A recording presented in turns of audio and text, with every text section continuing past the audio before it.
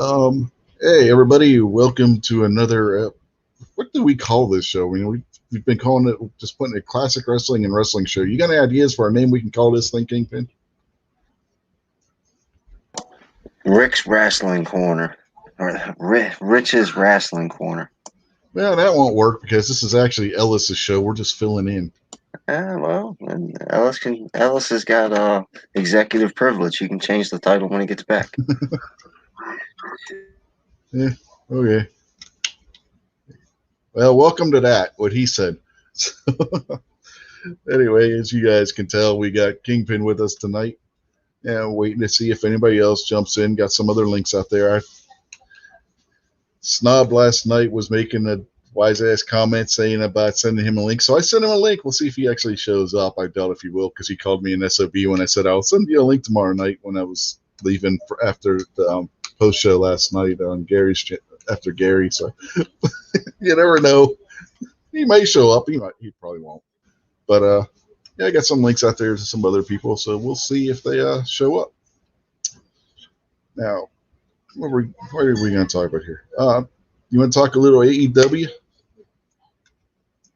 Yeah. All right. Well, I'm sure you remember what happened at the end of the show. Squibby wants a link. That's okay. Let me see here. But yeah, you remember what happened at the end of the show with the explosion that wasn't? What? The end of the show last weekend. Yeah, where the guy got thrown into the barbed wire fence and. Yeah, where it was supposed to go boom, but it didn't go boom. Right. Yeah. Yeah. And then they had the sparklers and everything. Yeah. Well, on Dynamite this week, they came up with an excuse for that. And okay. Now I get where you're going. Okay, let's have it. Yeah. It's all Kenny Omega's fault. Right.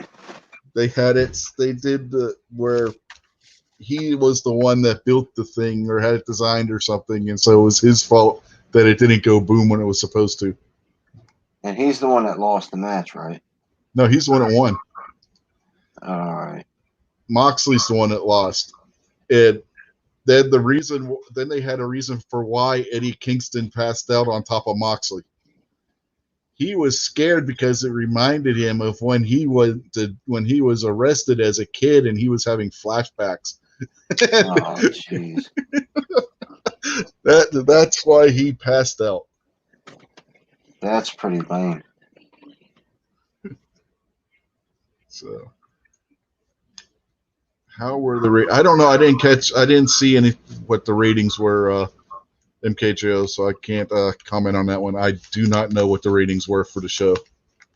But, yeah, but that's what they came up with for a reason for why he passed out and why the bomb didn't go off. It was all Kenny Omega's fault. It was all his engineering. His engineering was off. Now, but they did a couple of run-throughs before they went live with it earlier in the day, and they said every time that they did the run through earlier in the show, it went off without a hitch with that bomb, the explosion effect and everything at the end of the match. Yeah. But when they went live, they have no idea why it didn't go off. They were still investigating what the hell happened with that. Well, at least that kind of sets up a rematch or some other type of, hookup to. Yeah. Oh, we got ripped off. I want to fight again because you chickened out and. Yeah, they basically were doing that with the promo that Kingston and Moxley gave, where they basically said that their little issues are over now because of Omega and excuse me, Omega and the Good Brothers. And what they pulled at the pay-per-view. So those two are back to being best buddies again, and they're going to be, I guess, feuding with Omega and the Good Brothers going forward. So that's where we're at on that front at this point. And then they also set up during Dynamite ironic name for a show, right? When you're supposed to have an explosion and it didn't go off on your last pay-per-view. Your main show's name is Dynamite. And you're on a network called TNT. You'd think with a show called called Dynamite on a network called TNT, and one of your championships is the TNT Championship, that you might be able to pull off an explosion without a hitch. Come on. Anyway, they also set up a feud going forward at this point between Pentagon, that was the guy with like the skull mask and face paint in the ladder match, and Cody Rhodes. So that's another development going forward at this point. Oh, and remember how I said that I wouldn't be surprised if MJF turned on Jericho after the tag title match? Well, that didn't happen at the pay-per-view. That happened on Dynamite this week. And remember the match that they had where it was Jurassic Express versus Tully Blanchard and the FTR? No, wait, that was on Dynamite. But they did that, right? So MJF now has his own faction going forward. That's going to be him, Tully Blanchard. Yes, that Tully Blanchard, for those of you who aren't paying attention, 1980s guy. Anyway, FTR and Shawn Spears, who some people may know as Ty Dillinger from WWE. So that was an interesting development. So it looks like they're going to have Inner Circle maybe going face and going against whatever MJF is going to name his stable that he put together for his side of things. There was a lot that happened on Dynamite this week as a result of the pay-per-view. And Scorpio Sky, the guy that won the ladder match, lost in his TNT title match against Darby Allin, who was the guy that was tagging with Sting, and if you guys remember the street fight. And Darby Allin was getting his butt kicked, and he won with basically a surprise roll-up at the end of the match to keep his title. So that's about what happened on Dynamite this week. I mean, there's some other stuff, but nothing really major on that front. That was like, those are the most major things that happened. So what else we got to talk about? Since nobody else seems to be wanting to comment. Well, how about this? A week in, it's been a week basically since we watched that pay-per-view. Have your thoughts changed about it in any way? Kingpin or Buck, since you were both in the live stream when we watched it. No, I was pretty impressed with it, to be honest with you. It was better than what I thought it would be, except for that explosion at the end. Yeah, that's like the one downer to the whole show was the way it ended. But we got a good laugh out of it, so I guess that made it good anyway. I mean, like I said, last week after we got done watching it, there were some parts of the pay-per-view that were slow, but we were able to entertain ourselves making fun of what they were doing. So that was still a good thing. Now, MKJO says, what about the girls jumping the champ? Oh, yeah, that happened too. It was after. What the hell was that after? God, I don't even remember. Was that a 6-woman tag? I think it was. But anyway, you had a bunch of the female wrestlers jump the women's champion and beat up on her. And then Thunder Rosa came out and chased them all away by herself. It's one of those situations. Run away. I love how that happens. Yeah. 6 people in there fighting and only one person can run them all. Uh-huh. That happens. It's wrestling. What are you going to do? That's a stereotype of wrestling going on way back. It takes one person. Sometimes if there was a chair. Sometimes with a chair, sometimes with a bat. But, it happens. Yeah, MKJ says, you don't mind the sparklers. It was funny. Yeah, we were laughing. Well, you were in the chat, the YouTube chat for that last week. Yeah, the street fight. He didn't like the street fight. I don't know. I thought the street fight was all right. I don't get why they had a ring set up in the middle of a factory in the middle of nowhere, but in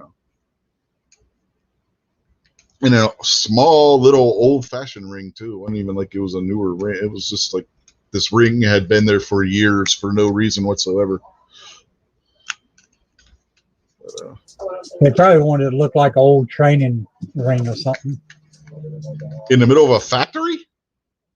An old rundown Well, pickup factory? that was the workout part of it, That's all they could afford.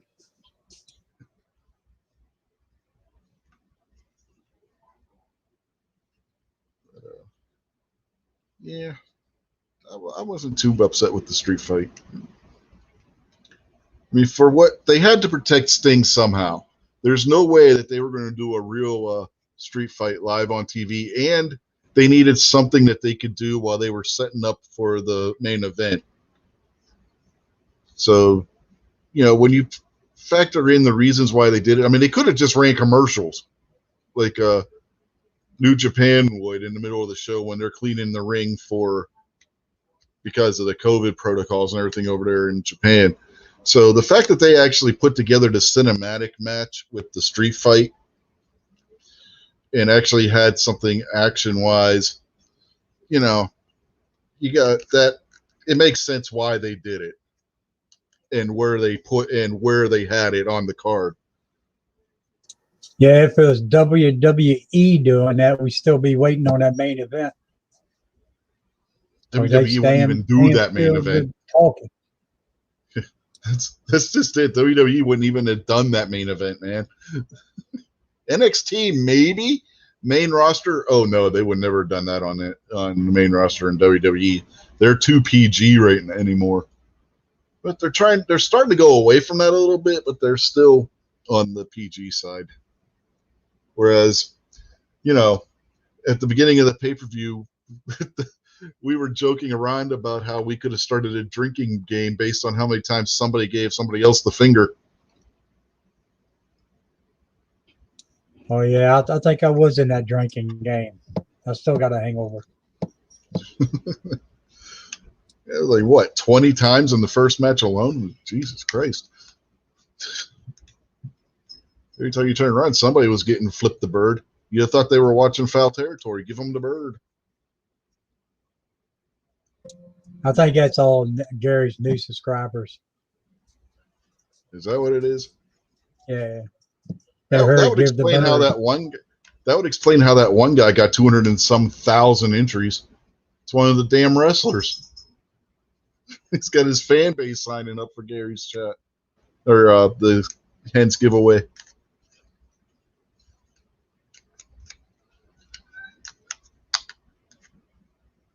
Now, speaking of which, for those of you who have not entered that giveaway yet, if you are interested, nope, that's not the right link. That would be the link to this. That's all I need to pull an Allen B Pro and put my link out there. All right, here we go. That's the right one. Let's go back over here. Yeah, for those of you who haven't entered the Hens giveaway yet, you can go to that link right there and sign up, and that'll get you all entered. And got some good, nice prizes you can win. I'm not the biggest Glock guy, but you know what? That is a darn nice Glock 26, and I can trade it in on something else if I don't want to keep it. So, anyway, you can sign up there. There's a custom slide for if you have a Glock, 19 or 17. Christ, I can't remember right now. But I think you can put a 17 slide on a 19. 17, I think. Is it 17? Yeah. Well, if you got a 19, you can still put a 17 slide on it. So get yourself a 17 barrel and, have yourself a nice custom slide for your 19 or 17. It's optics cut and everything. So, that's ready to go. And they got another gun. It's SAR, something from SAR. I don't remember what model. It's one of Obi-Wan's guns. So, well, Dakota just says, I stopped sharing the link. I want to win. Yeah, but for every person that signs up using your link, you get 100 and some entries. So there's something to keep in mind, too. I still want to know how that one guy got 200 and some thousand people to sign up on his link. I mean, where the hell would he been sharing that? But anyway, they're giving away an optic that you have to be there for the drawing to win. There's ammo included with the guns if you win one of the guns, and there's a bunch of other stuff, knives and other gear and stuff. So, if you haven't signed up, click that link, get yourself signed up. Who knows? You might win something really, really nice. Yeah, that's where that's the problem I'm running into too. It's like I was in first place for a while, and then then things happened, I guess. But it really suck if the person who's got those 200 some thousand entries signed up through my link off of Twitter or Facebook or something. I get no credit for any of those. Let's get the credit for the first entry that he did. Oh well. Now back to the wrestling angle. So after you had a week to think about it, what was your favorite matches from the pay-per-view? Your favorite match? We'll go overall favorite match. Kingpin, are you back yet? Yeah. Oh man. Overall favorite match. The Battle Royal was pretty good, as far as the performance that was put on. And I was paying attention. Like I was noticing when the people that have been in the ring get real tired for a while, you'll see one of them over in the corner getting punched on. So they can kind of catch their breath. And then in the center of the ring, there was still the energized people, doing a lot more fast motion moves. A lot of good characters.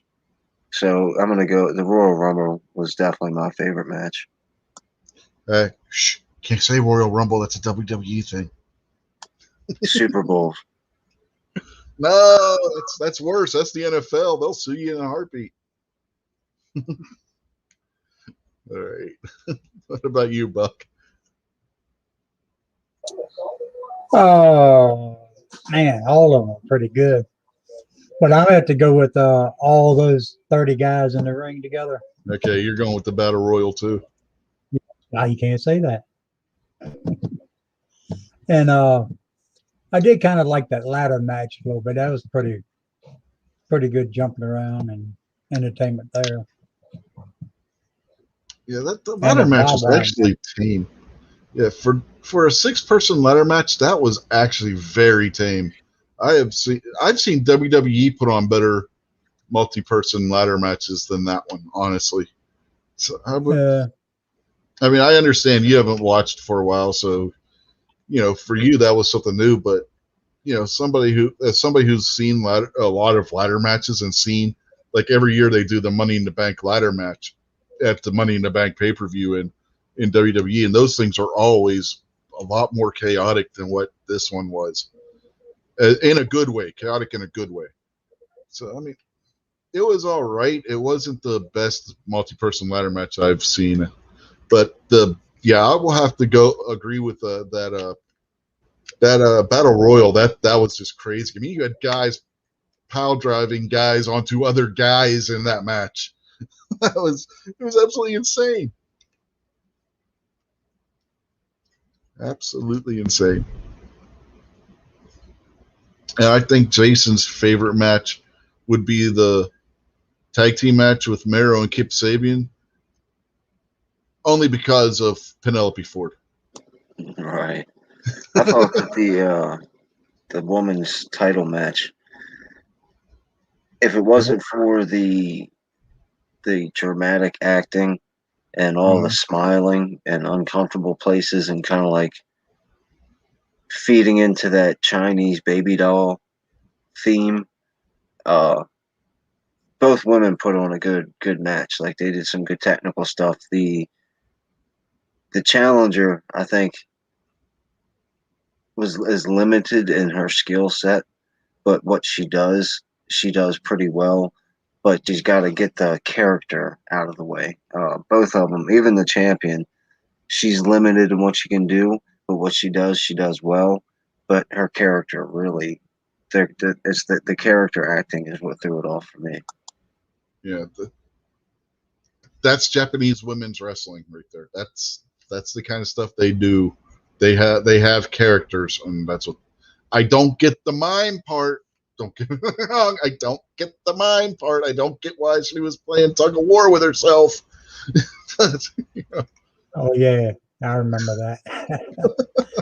Yeah.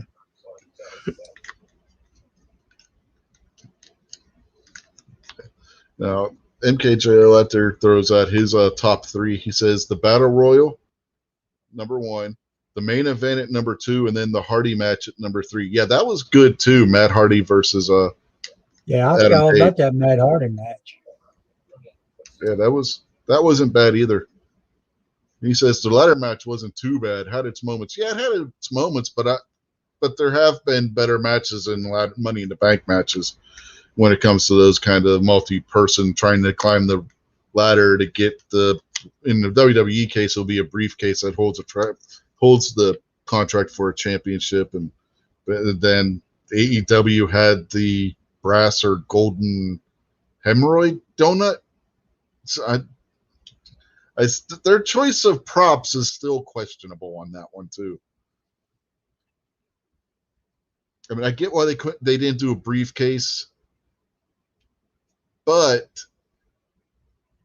the last time they did one of these matches, they had a giant poker chip. Something along those lines would have been better than a golden donut, which they're trying to say was a brass ring. But I'm sorry, it looked like a goddamn giant hemorrhoid donut.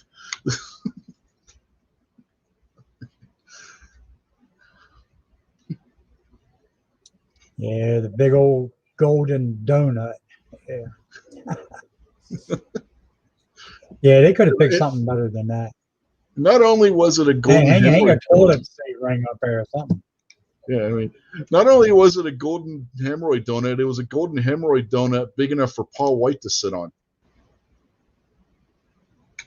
Who, as chance will have it, had just signed with AEW. That's the big show. It was probably his. They just spray painted it gold. Yeah, they spray painted it gold and hung it up there. It's like, damn it, we need something to put over this ring. And he's like, I got my hemorrhoid donut.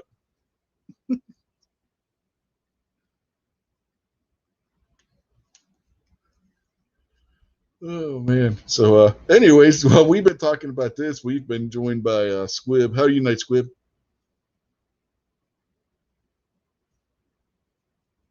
You there, Squib? You might have fell asleep. No, I think we put Squib to sleep.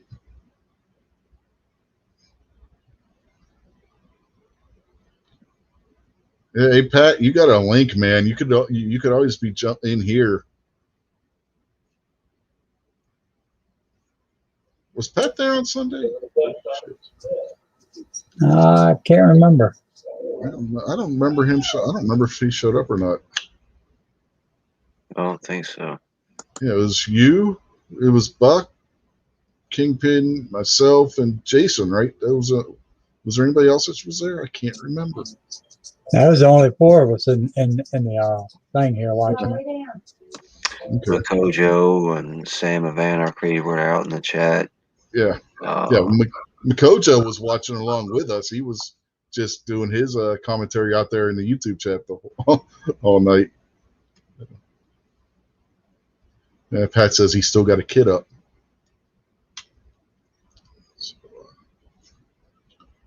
Well, in a couple of weeks, we're going to do that all over again because Peacock Premium is supposed to be doing WrestleMania, and guess who has Peacock Premium through his cable service? Which means this time we're not going to have to pay for it. Which I want to thank Kingpin for for his generosity and paying for the pay-per-view so that we could all watch that. Thank you again, sir. My pleasure. Is it? Thank you, Kingpin. I'm glad to do it, man. Is there a lineup for WrestleMania yet, or is it still to be determined? I know the main event is going to be Edge versus Roman Reigns for the Universal title. Some of the other things they still have a pay-per-view before then, which is I think a week from now. Maybe it might be tomorrow. But they still have one more pay-per-view to go through, which will start to finalize everything, and then we'll know who's going to be doing what in WrestleMania. I believe it's the first weekend of April, Mikojo. I'll have to get back to you guys on that next week about when the final date is. But I believe, if I remember correctly, it is the first weekend of April. It would have to be next weekend now I think about it, because they're not. The WWE Network doesn't merge completely into Peacock Prime until the 18th, which is what, Thursday? Because Monday is the 15th, which is my birthday. So then, yeah, Thursday would be the 18th. So yeah, it would have to be next weekend is the next pay-per-view for WWE, and then after that they'll be going into the final. So everything should be coming to a head, and we'll know what's going to be going on with WrestleMania then. By the way, WrestleMania is going to be a 2-night event. So we have to decide if we want to do both nights or just one. What the hell are you talking about? 2 nights? Yep. It's Ain't going to that damn be big, is it? it's going to be Saturday and Sunday. And NXT's TakeOver, which should be good too. That's going to be on half of. Oh, go ahead, Kingpin. Sorry. Oh, no, my bad. I hit the mute button too soon and was just making noise. But anyway, since I'm in here, I will take the spotlight then. What's the problem with 2 nights? You've got a Saturday night wrestling show. Saturday's covered. You've got a Sunday night lobby chat, I guess. I mean, I don't really know how you classify that. It's not really a gun chat, you know. Well, it's supposed to be. We always get off on other topics somehow. I like more of a once or twice a week for every month we talk about how crappy Islam chat. That's my favorite title for it. Man, we were doing that on Rick's show today. Yeah, that was good, man. That chat was pretty good. I like it. That was interesting. If you guys want, I do have New Japan streaming service that we pay for every month. We could do one of theirs too, and you guys can get a idea of what New Japan's all about one of these times too. Now we wouldn't be doing that live because otherwise we'd have to be up at like 4 o'clock in the morning to do the live stream. I'm not getting up at no 4 o'clock in the morning. Yeah, but we could do it. We can do the replay, and you don't know any different anyway because the way they do their replays, they even put in the stupid intermission for cleaning the ring for COVID.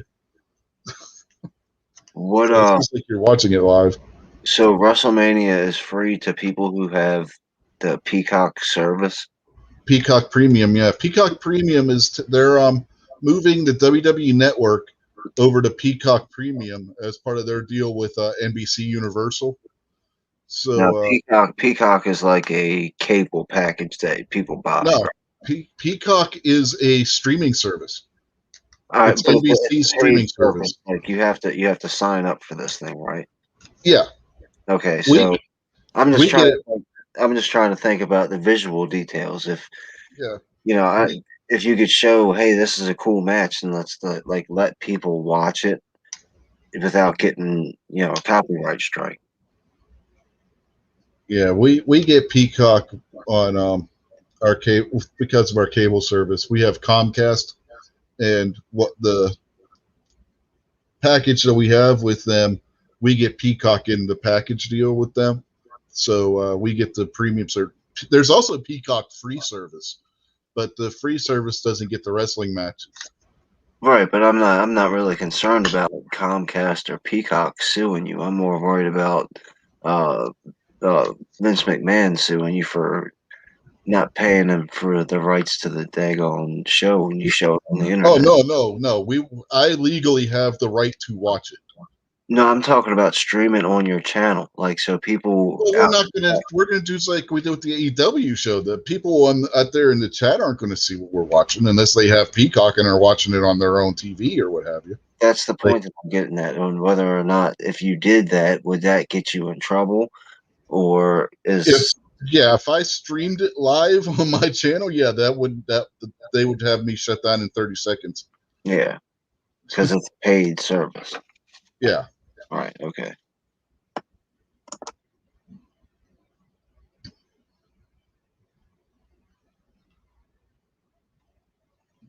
But again, anybody that has Peacock Premium already, they can watch it along with us. They can watch on their TV or computers or whatever.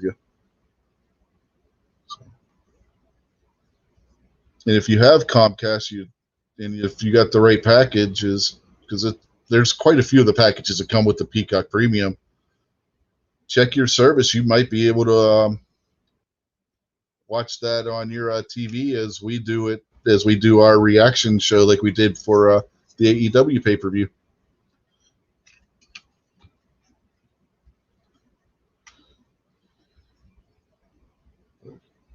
Yep, that's going to be the next one.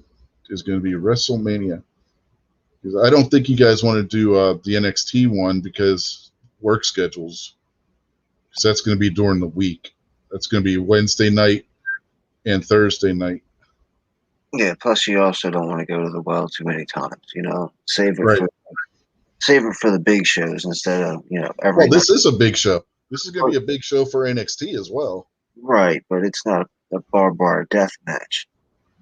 Oh no. Exploding. Well, I don't know what matches we're going to have. But now, if we're going to do an NXT show, it's going to be in November when they do their War Games. Remember the War Games match from WCW? Yeah. Yeah, NXT does that every year. That's what. Did you have something you wanted to say, Buck, before? No, I just threw in exploding barbed wire. Yeah, they said sparkler. Barbed wire. I don't think you're ever going to see that on WWE. What was the match called? I'm pretty sure the Road Warriors. There was the scaffolding match. Scaffold match. You'll never see one of those again. That one was a classic, but there was another one when they had two cages set up, and you had to fight in between the two different cages or something like that. Like they called it Doom or something. Yeah, I remember that, but I don't know the name of it. Where they were stacked on top of one another? I remember that one. Yeah. But No, that these was were side by side. Doom or something like that. Yeah. They were built side by side too. Yeah. Yeah. Well, the side by side one, that's War Games. That's where you had the two rings set up when you had the extra long cage going over top of the two rings. Okay, that's the one I'm thinking about. Yeah, that. Yeah, that's War Games. That's the one where they're stacked on top of each other is kind of lame because these dudes are too big to be walking on a chain link fence and actually doing anything entertaining. Yeah, the War Games. Yeah, the NXT does that every November. That's their NXT takeover they do around the time of the Survivor Series. So we're definitely going. If this wrestling show lasts that long, we are doing that in November. We are going to watch that one. That's usually on a Saturday.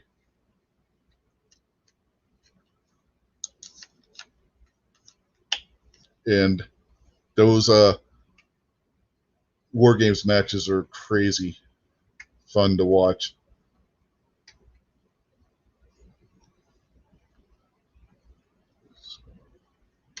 Yeah, but let's see what else.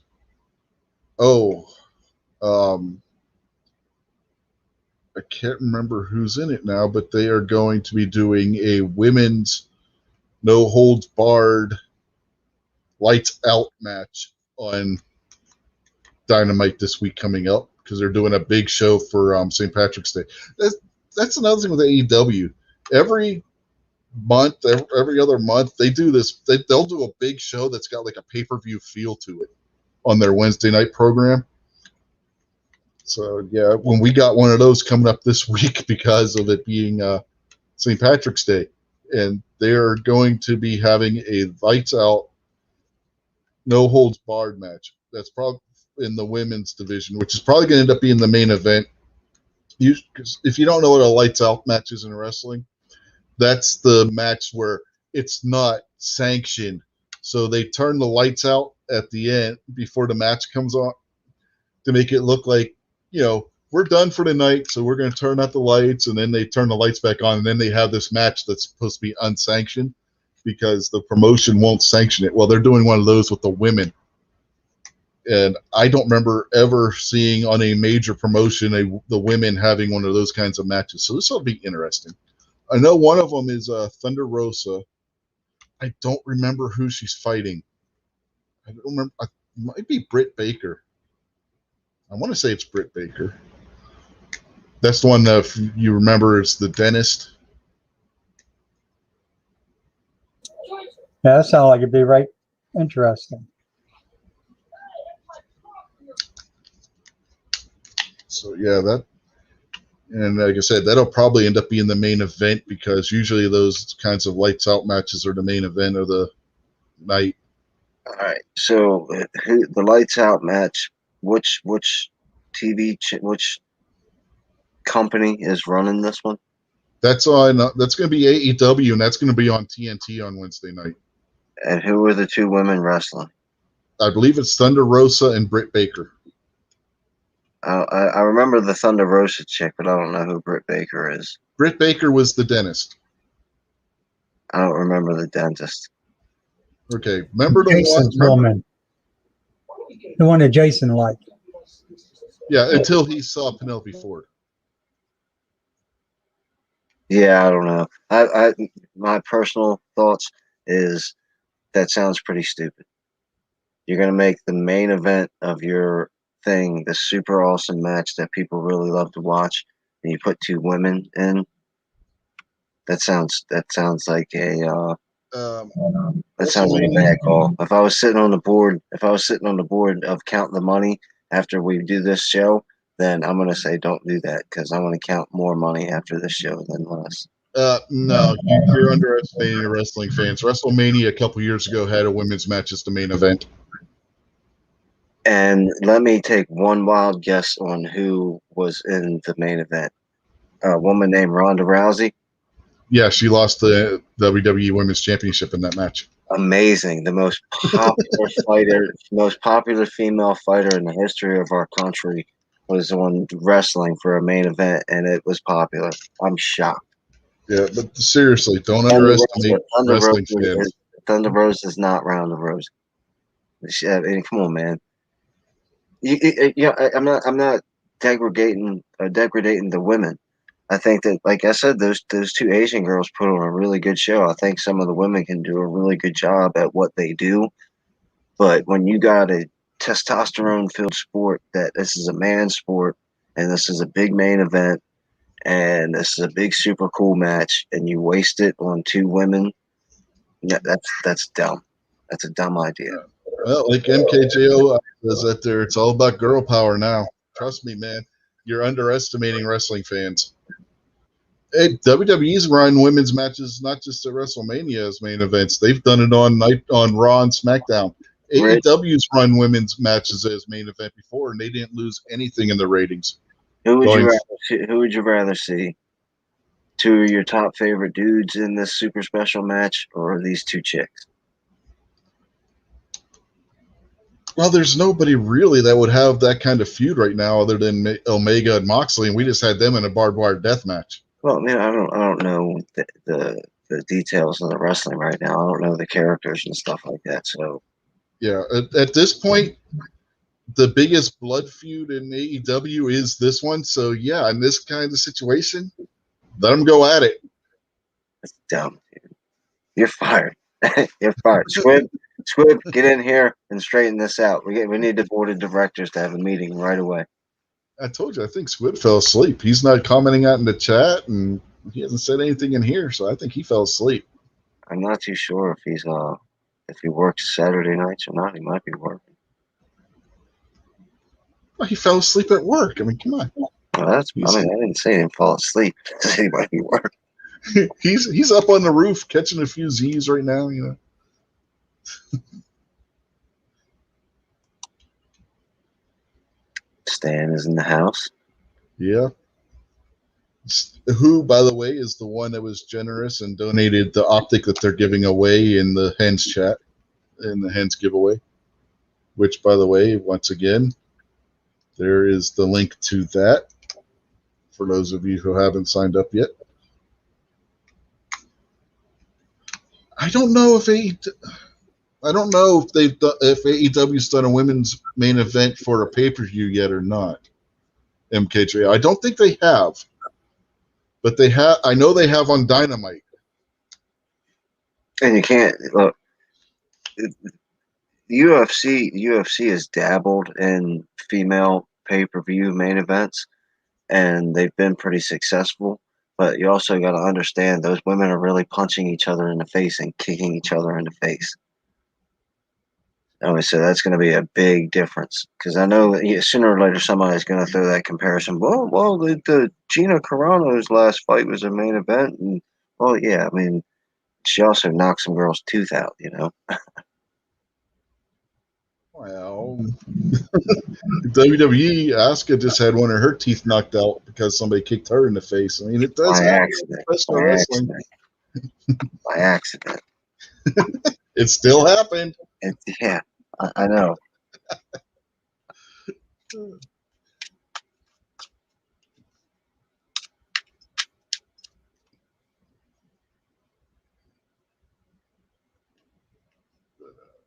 Yeah, there you go. Co-main events.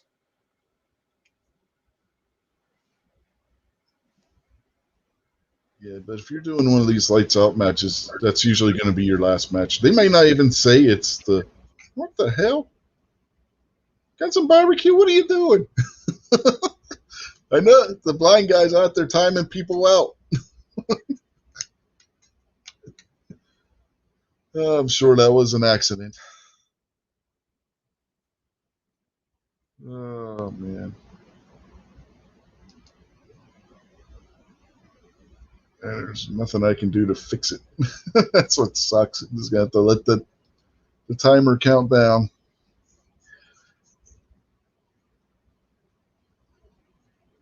Didn't even know Guns and Barbecue was out there until just now. He's got a link too, but he doesn't come into these chats anymore. So.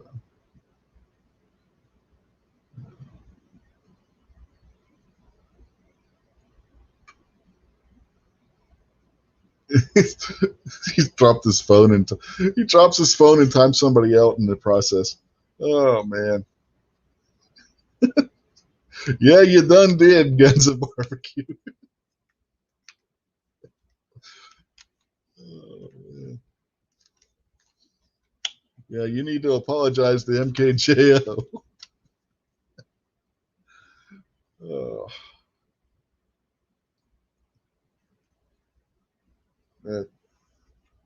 That's great. Drops his phone and times somebody out. You know you're not going to live that one down now.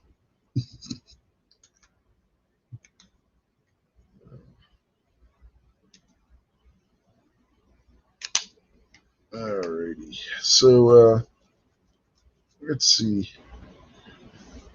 I'm trying to think something else we can mention.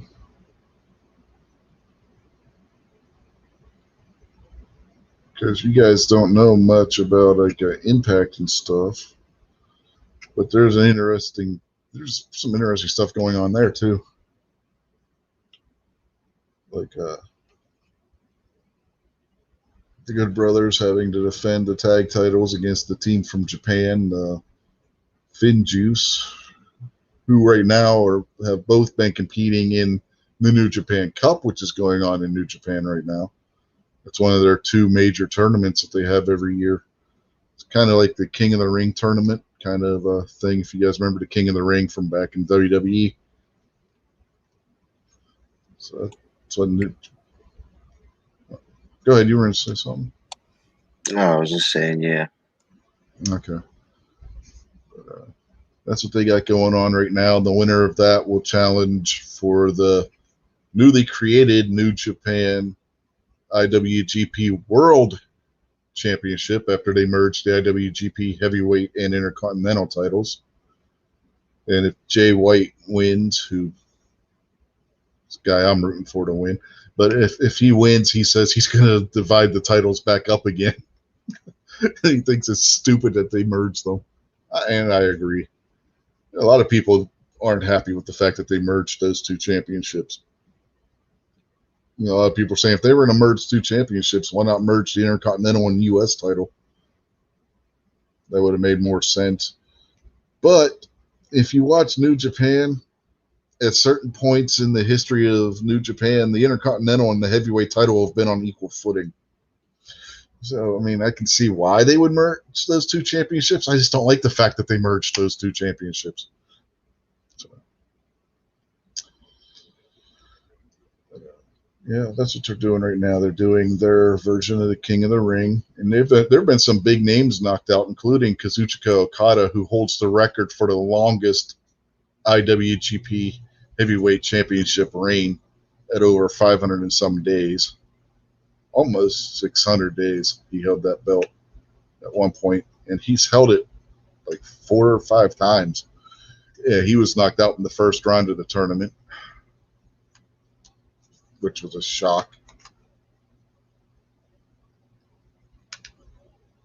So what was the prize, I guess, for the winner of the Battle Royal? Oh, they're taking on the Young Bucks at the next pay-per-view. Because that was the tag team women's Right. Battle Royal. Yeah, that was to see who was going to be the challenger for the tag team titles. Yeah, And then the ladder match prize, what was that about? that was to determine the number one contender or the person who was going to get a championship shot at the TNT title this past Wednesday.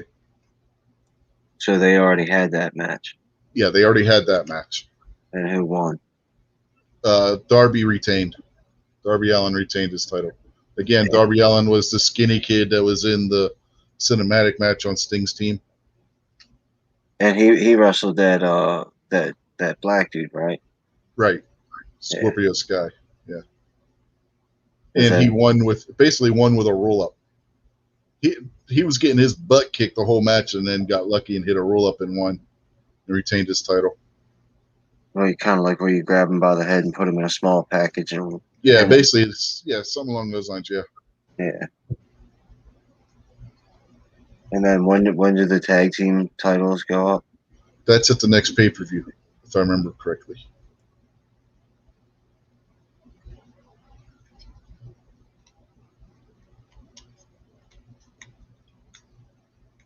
And they'll be defending them against Pac and Phoenix.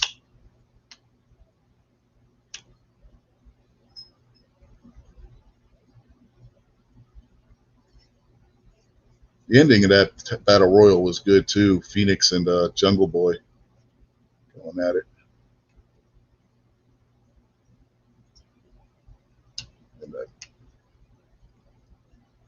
yeah, of all the matches that I was expecting to be one of where everybody would say was the best match of the night, it wasn't the Battle Royal going into it that I thought was going to take that title. I thought it was either going to be the ladder match or the main event. But even other wrestling channels that I subscribe to and stuff, they rated that Battle Royal as the best match of the night. I think the main event would have been a much better normal match, or some type of other, catchy type of dramatic match. But the barbed wire thing, I think, actually took away from those two dudes going at it. Well, the thing that killed the barbed wire match for a lot of people as being the best match of the night was the botched ending.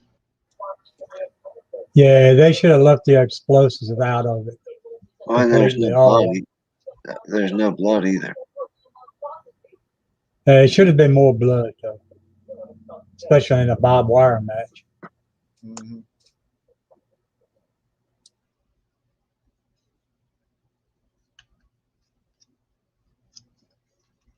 All right. Well, MKJO's timeout is okay, and he's forgiven Guns N' Barbecue.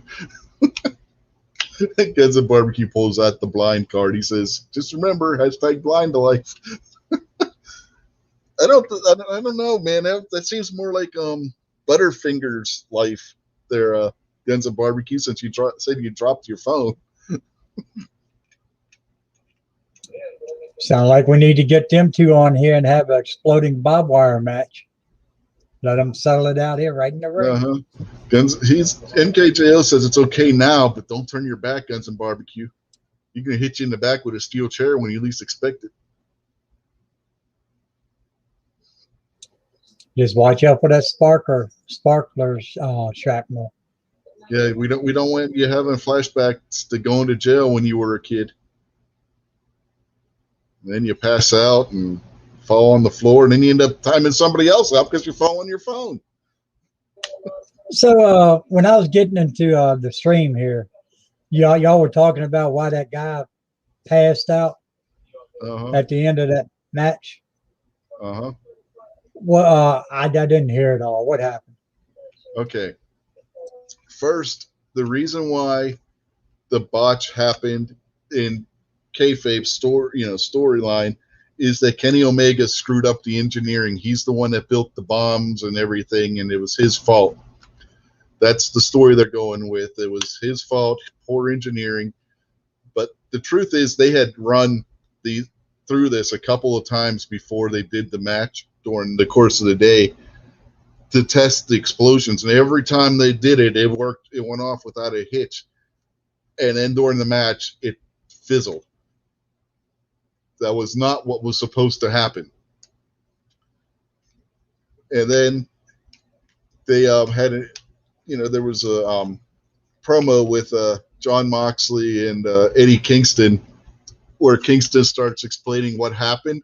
He said that the reason why he passed out was he was so anxious because he was afraid that his friend Moxley was going to get killed, that he started having flashbacks to how anxious he was when he was arrested when he was like 13 years old and was facing going to jail, when he was sitting there in a holding cell at the police station, and his anxiety caused him to pass out on top of Moxley, and that's why he had to be checked by the doctors and everything.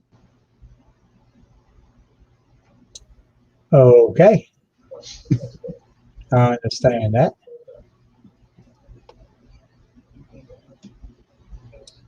Oh, God. Guns N' Barbecue says, don't forget me and Midnight Rage TM versus Kingpin and New York Outcast at the Outdoor Show 2022. Wasn't I somehow involved in that too?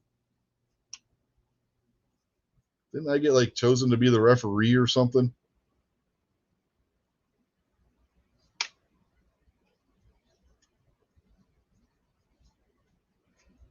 You remember Kingpin? Nah, man, those are trivial details. I've spent too much time training.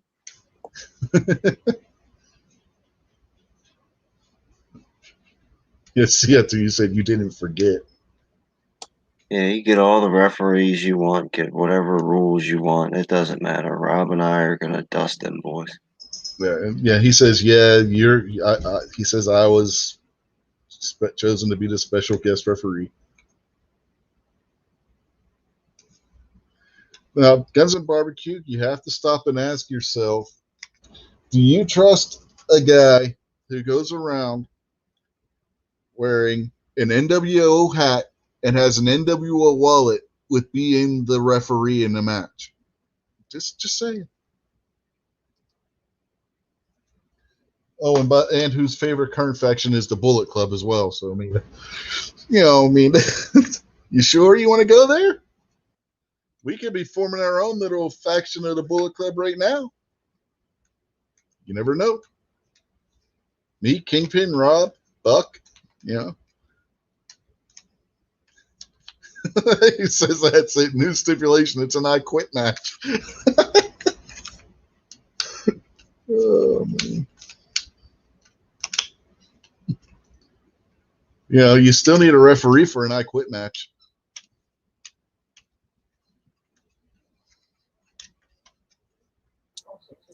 Somebody got to be able to hear you say, I quit. Uh-huh. I don't know. Now I'm feeling a little bit weird because if it's an I quit match and he's got Midnight on his team, that dude got one job ever in his life and never ever quit. No matter, and for some reason they haven't fired him. So I don't know. That might be getting him to say I quit might be hard. I thought you were going to say all Midnight's got to do is sit on you and you're done. I ain't worried about that. That's what Rob is for. You know, if for some reason I end up in a bad situation, my partner's gonna come help me out. Yeah, but he's got a partner. Midnight's got a partner too, and of course, Midnight's partner's blind. But then again, so Stan Hansen. Rob's gonna be too busy putting his eyeball back in like Vader.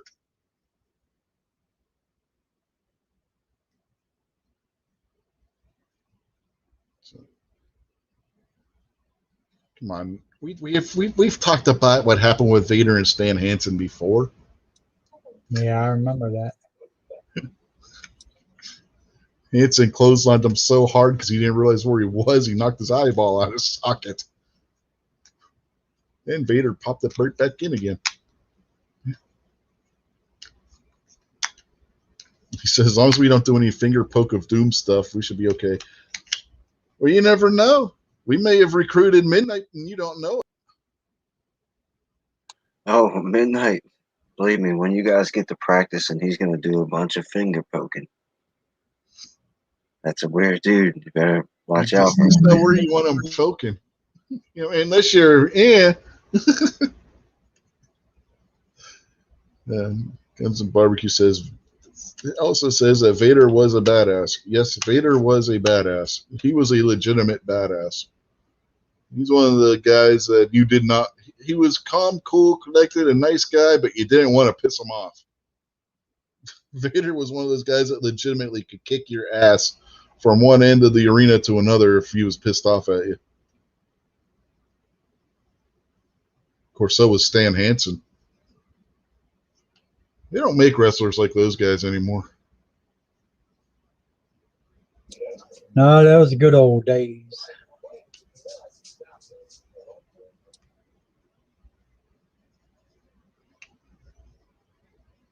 I mean, you look at Brock Lesnar, for as big and tough as he's supposed to be, Jericho took him down. They're all effeminate. I mean, think about it. Even Brock Lesnar, all of them, they've all been effeminized because they're all pretty much pretty boys now. Think back, Ric Flair was the nature boy, and he was the finest profiling, styling, and all that kind of stuff. And it worked for him, but he was like the only one. You didn't see the Road Warriors coming out with flowers and sparkles on their spikes and stuff like that. Dusty Rhodes wasn't coming out, dressed in all kinds of pink sequins and different stuff like that. He might have a flashy cowboy hat on, but he's still a big fat dude that's talking all kinds of trash. Now all of them have that pretty boy flair to them. Here's the funny part that you say that. Ming, aka Haku, at one point did come out to the ring with flowers. No, I guess he's probably the one guy in professional wrestling you definitely do not want to piss off. Yeah, but I'm not talking about a prop like the Hawaiian guy that's got a lei around his neck or something like that. I'm talking about being prissy. I know what you're talking about. You're talking about like Adrian Adonis coming out with a bundle of flowers back in the 80s when they were having him do the gay character. Gorgeous George. Skipping to the ring. Perfect example, Gorgeous George. He came down and he'd fluff his beard and he had the mink jacket on or the mink wrap or whatever, and he'd spread himself with perfume. But that worked because when he got in the ring, he beat the crap out of people and he was cool. But now it's not even, it's all like the oiled tan, tight. Well, the oiled and tan stuff, that's been going on for years. Look at what I'm talking about. Billy Graham. You know what I'm talking about. You know what I'm talking about.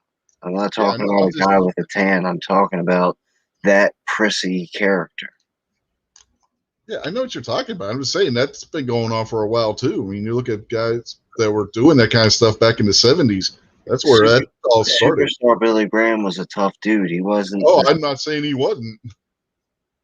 his character was even Hulk Hogan. Hulk Hogan always had the, Venice Beach tan, but he was big, strong, tough. You know, I'm Hulk Hogan. Yeah, and then you got Jesse Ventura, who direct copy of Billy Graham. Nobody's gonna tell me that Jesse Ventura did not copy Billy Graham.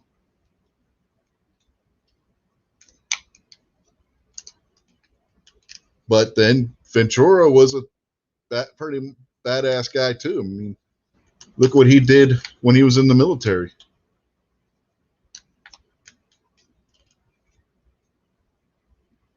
Now, I know one guy in WWE who isn't a pansy boy in real life, and that would be Lashley. Sting is the missing link. Sting came out and was kind of the surfer type of dude, flashy, flamboyant, new hunk on the scene or whatever, but he could still fight really good and he could flip all over the ring and all that. And it worked for him. And then a bunch of people tried to emulate that without being Sting, without the makeup, and they just became these lady boys.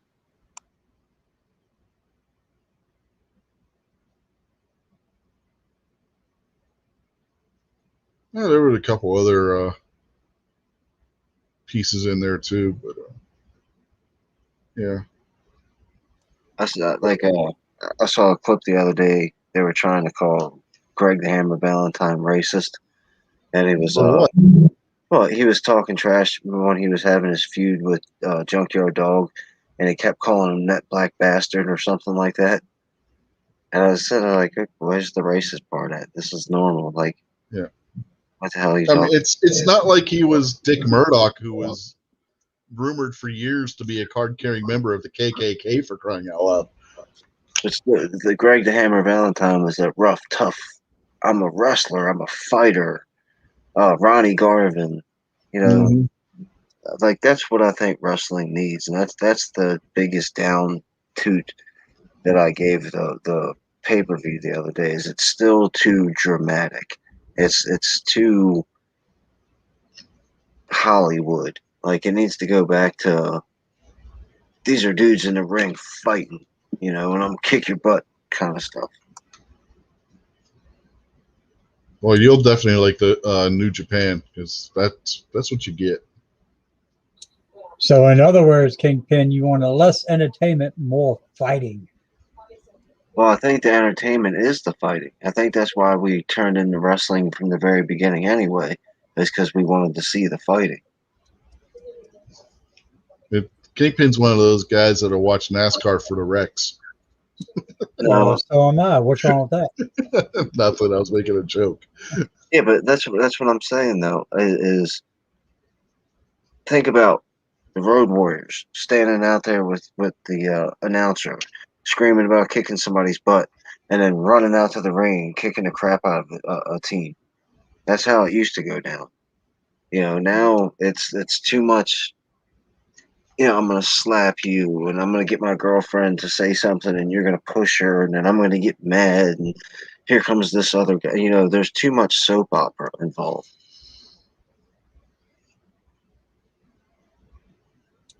Yeah, I agree with you 100% on that one.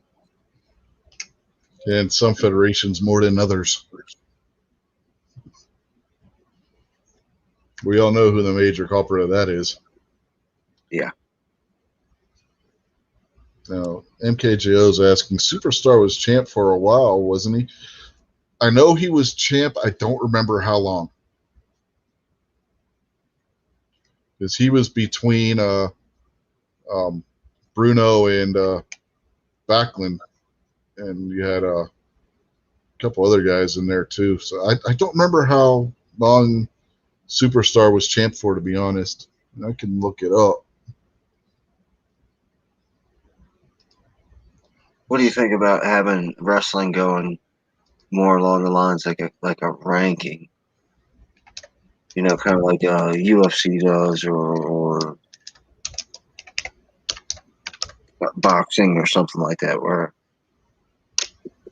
the Road Warriors are 25-6 and they're ranked number 5 and they're 2 shots away from a title fight kind of deal. Well, AEW does that. They keep a track of the win-loss records, and they have a ranking system. All right, that's cool.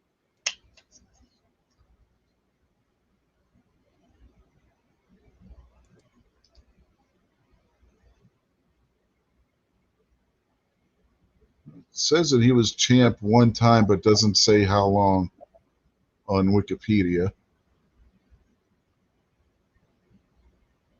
Apparently, Billy Graham was the NWA Brass Knuckles champion, whatever the hell that is.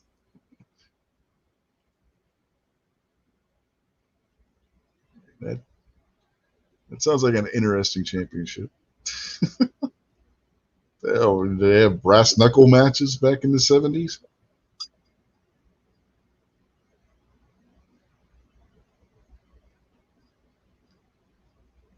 Well, that Barrett from NXT, he was one of them. Wade Barrett. He was a bare knuckle boxer. Yeah, over in England before he got into wrestling. Yeah, he's a tough guy. So what the hell is he doing now? Is he still wrestling? No, he doesn't wrestle anymore because he got injured. He does play-by-play for NXT.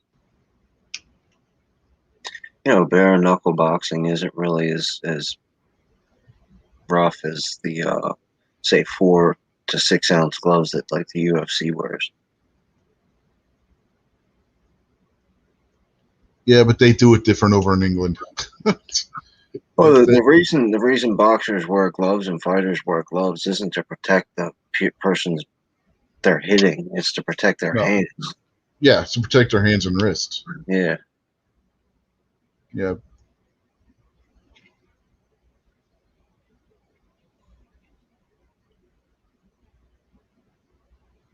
Let's see if it says how long he had that belt for. He held the belt for 9.5 months. And during his 77. And during his reign, where'd it go? Damn it, where was it? He wrestled against then NWA World Heavyweight Champion Harley Race in a WWF World Heavyweight Championship versus NWA World Heavyweight Championship unification match, which ended in a 1-hour time limit draw. In other words, they did a 1-hour Broadway in a unification match between the WWF and the NWA. And that would have been after Vince Sr. had pulled them out of the NWA. That's the crazy part.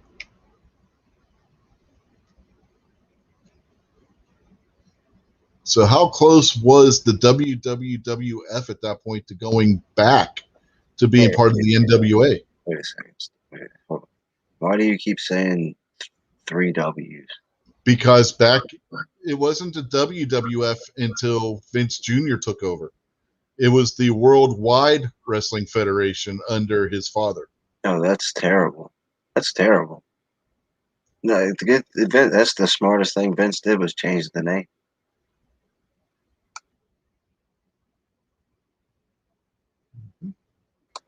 I mean, just from like a business standpoint, that's brilliant. Changing the name, hearing you say those 3 W's was terribly annoying. Not because of your voice or anything. It just sounds so strange. The WWF just flows so much better. Yeah, but basically, Graham served as the intermittent champion between San Martino and what's his face, Bob Backlund. He was the guy that was sandwiched between the two of them with Bruno's last title reign and Backlund's first title reign. I tell you, Bob Backlund was a little small guy. Well, smaller than what they are now, but he was a tough little guy back in the day. Oh, Bob Backlund in real life could tie you up in knots and leave you wondering what the hell just happened. I like some of his old matches, man. Damn. Wasn't his finish move the Boston Crab too? Yeah, he either would put you in the Boston Crab or the crossface chicken wing. That's the other one. Yeah, the crossface chicken wing.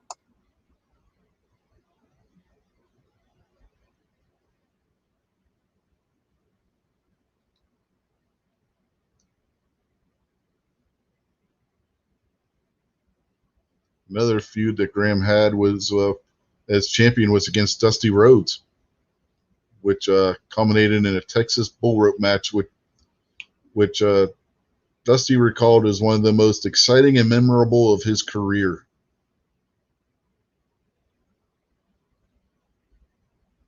That's interesting.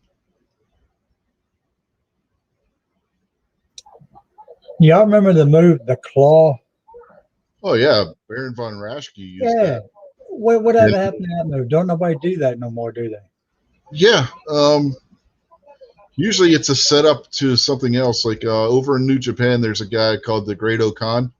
He'll grab you in the claw and he'll hold you for a few seconds in the claw, and then he does like a slam where he picks you up almost like a choke slam, but using the claw to do it. I was just thinking about that dude with the claw.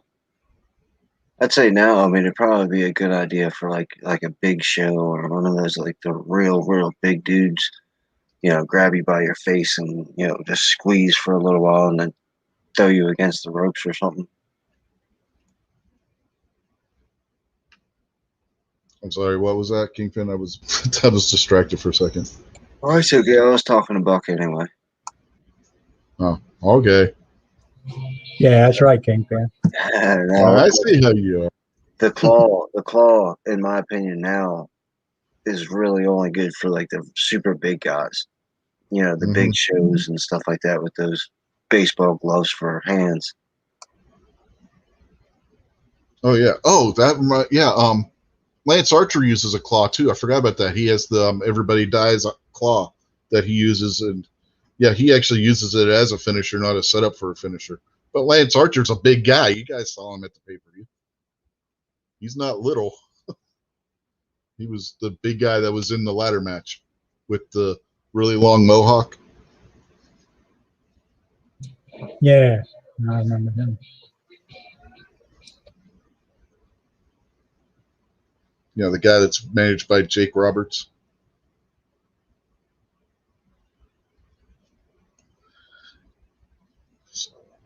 Yeah, he still uses the claw.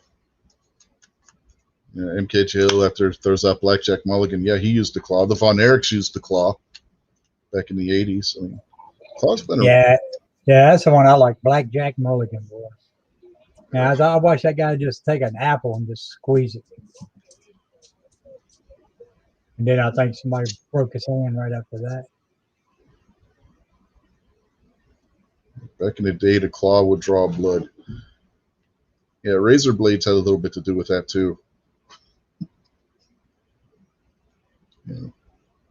Blading was prominent back then, which is why you see all the old wrestlers with like valleys in their foreheads. Yeah, Baron von Raschke. We already mentioned him. Obnoxious, you're late.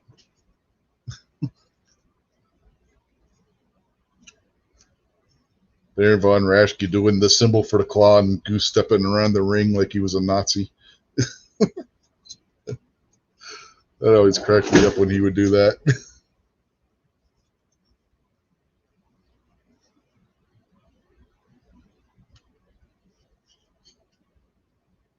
God, that was when he was old, when he was in Paul Jones' stable, the guy that wore the purple tuxedo.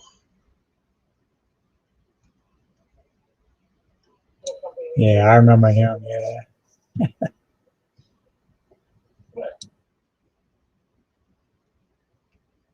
Who else was in that stable? Barbarian, I think, was in that stable. Yeah, Barbarian when he was younger before he went over to WWE. God, I can't remember who else, but he had a bunch of those like monster guys and stuff. Did he have Black Bart in his stable at that time? I think he did. I think Black Bart was another one. I'm not too sure, but he sounds familiar. Yeah, he was the one guy I thought he was a cowboy. He had the big scruffy beard. Yeah, I remember who you're talking about.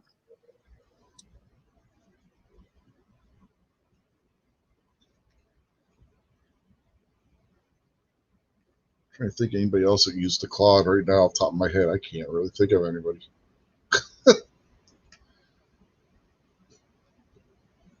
There was somebody else that used it as as part of a like choke slam move. I can't remember who the hell it was. They weren't around long.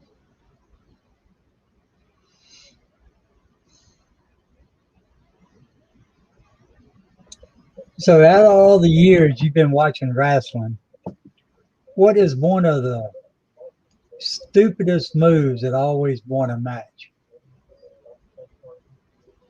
That would probably wouldn't hurt a flea. I bet you I know what he's gonna pick. I'm gonna look. I'll tell you what. I'm gonna type it. I'm gonna type it in the regular chat out there, and then I won't hit send until you say it, Rich. But let me get over there and type it. God, there's too many. I don't know what one I'm going to say, to be perfectly honest with you. I know which one you're gonna say. Are you thinking I'm going to say the most devastating move in professional wrestling today? You got him worried, Kingpin. Nah, I'm not gonna. I'm not feeding it. All I'm gonna say is I've got a really good guess on what you're gonna say. So as soon as you say what your answer is, and then say confirm, so that way I Yeah. know you're not gonna go. No. I changed to this one. We're talking about moves that just look stupid, right? Not Ask because Puff. they shouldn't Ask be Puff. moves because they're extremely dangerous. We're talking about Yeah, just the, things the that are ones that silly. look stupid, it wouldn't hurt a damn flea. I'm going to say the surprise roll up. Yeah, but that's a pin move. It's a finish. It's a finish. Yeah, but I don't. The Hogan leg drop. No, that is a good answer. But you're actually doing more harm to yourself with that move than you are your opponent. The roll up. The point is to pin the person. And when you get somebody rolled up in one of them small packages, you're pinning that person. Like that's a real life move that any jujitsu artist or mixed martial artist would try to use. It depends on what one we're talking about. There's some of those surprise roll up small package moves that all the guys got to do is nudge his shoulder a little bit, and the pin is broken, and they still get beat with that move. Any pin is the same pin. I mean, unless King Kong Bundy's sitting on both your shoulders, anybody can work a little shoulder for you and avoid the pin. I mean, come on. There's some of those small package pins though that there's just no way that the person wouldn't be able to get out of it if they actually even tried. So that's why I went with that. I mean, it depends on which version we're talking. There's so many of those things that just it's like how the heck. There have been small package roll-ups where the person didn't even have both shoulders on the mat, and the referee would count to 3. In fact, that's exactly what happened at that women's main event that we were talking about, where Ronda Rousey lost the women's championship. Her one shoulder wasn't even on the mat. It was one of those roll-up kind of situations, and the ref counted 3. So, I mean, it just looked, the finish of the match just looked dumb for that reason.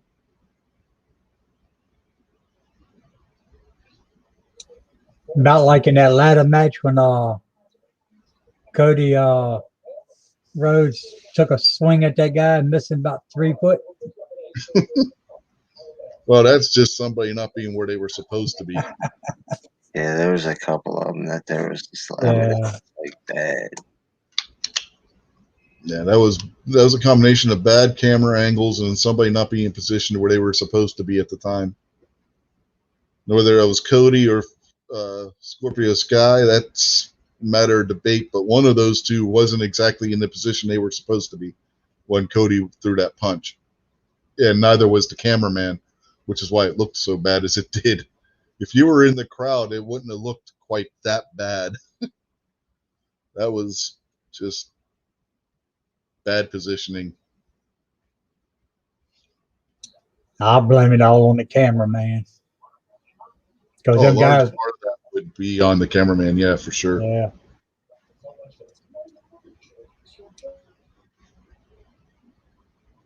Now, if that were Shane McMahon in the match, he actually would have hit Sky. So it's like Shane's got the nickname Potato because he throws potatoes. If you don't know what that means, in professional wrestling, a potato is when you throw a punch and you actually hit the guy hard. So Shane's been known to do that, especially when he was younger. He was never really trained to be a wrestler, so he doesn't throw proper wrestling punches. He just goes out there and throws real punches.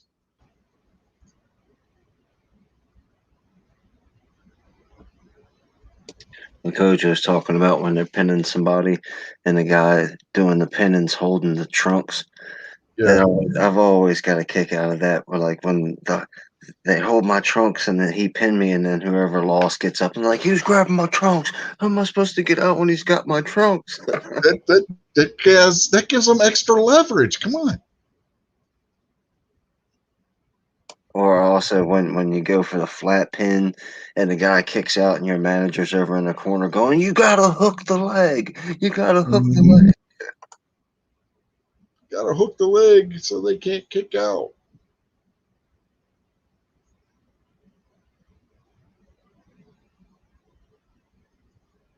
I mean, you got to give it to the people who invented wrestling. They hit a home run because, I mean, they took some really lame stuff that their kids were doing out in the backyard and was like, we're going to make $1 billion doing this. Professional wrestling's been a thing since the 1800s, possibly before that. But the first organized professional wrestling event was in the 1800s. Wild Bill's Traveling Wild West show had professional wrestling matches in it. Some historians think that it may have been a result of the wrestling that the Native Americans were doing. And, when Wild Bill would have his demonstrations when he did the Wild West shows and everything. And they think maybe it might have spawned from that in part, and along with some other things. And it became a big thing at carnivals.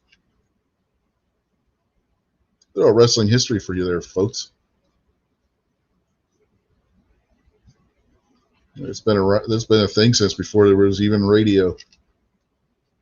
They got major newspaper coverage way back then too. Just like it does in Japan to this day. I don't know. I bet you that. Let me phrase it so. Wrestling entertainment, that's what Vince McMahon calls it, right? Wrestling entertainment. Yeah. I think that wrestling entertainment's probably been around 1,000 years. You figure if the Greeks or the Romans or the Peloponnesians or whoever were wrestling for sport and Olympics and all that kind of crap, there was definitely a sideshow off putting on fake wrestling. Yeah, they had Greco-Roman wrestling and stuff.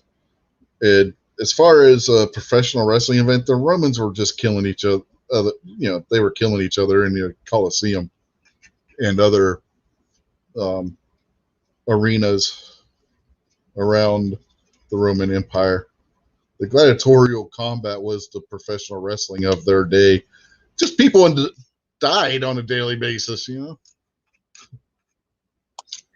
so that's what I'm saying. There's got to be sideshows that were, doing sideshows, where guys were doing all kinds of stuff.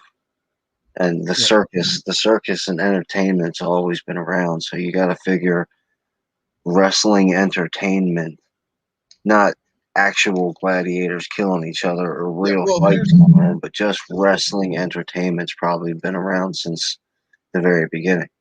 Here's the thing with the gladiator combats. It was mostly the slave gladiators that would end up dying. When you look at the free gladiators, which were actual people that went into gladiator combat of their own free will, they would train for it and stuff, and it cost so much to train these guys that they didn't want them dying. So they would actually use blunted weapons and stuff. The stereotypical gladiator combat that we think of today, where you have guys dying and bleeding out in the gladiatorial ring, those were usually slaves or prisoners that you would see that happening with. Yeah, people are expensive and they cost money.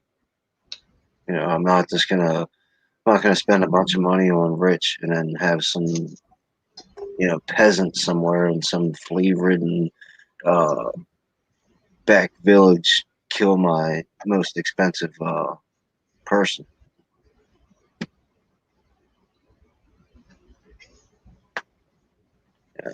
Unfortunately, you got to, if we're talking about historical context, you got to look at it that way. Mm-hmm. But the free gladiators, they were basically the professional wrestlers of their era. Yeah, that's not what I'm talking. Yeah, but they were really fighting. I'm talking about wrestling entertainment. Pretend. Well, they were pretend fighting. The free gladiators were not using a weapon that was going to harm them in any way, shape, or form. They were just going through the motions. Well, if I smack you with a wooden sword, it's going to hurt pretty bad. Well, if I smack you with a steel chair, it's going to hurt. I mean, it's not going to. I mean, they may use a rigged chair where it's not going to break your back, but it's still going to hurt. It's still going to leave a mark. Well, then they're pretending. That's what I just said. They were pretend fighting. Okay, well, then they're not real fighters. Well, go ahead and tell me a gladiator back then wasn't a real fighter. They were pretend fighting. But they were going through the motions. Sparring in karate. That's basically what they were doing, was sparring. Right. So stop arguing with me and just say I agree with you, Kingpin. You're right, like normal. And now, you know darn well we both have to argue the same point. It wouldn't be a show if the two of us weren't arguing with each other, saying the same damn thing. Yeah, you just won't admit that I'm right. Because we're both right. We're both saying the same thing.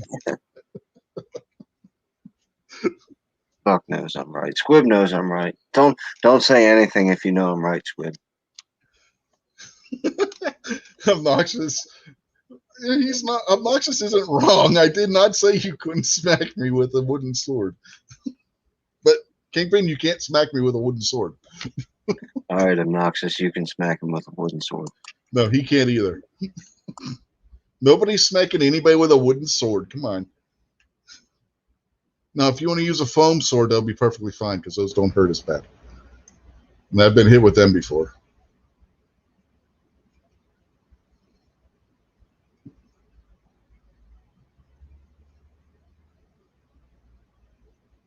You're gonna have to get with Midnight on. I don't know if he's ever done it yet, but he's talked about it a couple of times doing the Gun Channel's celebrity death matches, where everybody gets their own wrestling name and their finishing move, and then we have like a bracket to see who would win. Uh-huh. Yeah, you should get with him on that because I think you guys should put that together. That would be pretty good. Yeah, I haven't got to talk to Midnight lately. I haven't been able to get on his show because of stuff going on and whatnot. I need to text him or something these days.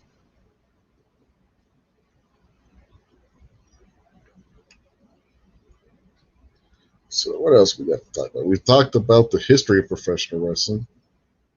Now Guns and Barbecue jumps in. And it says he's device not connected. He might be having some technical difficulties.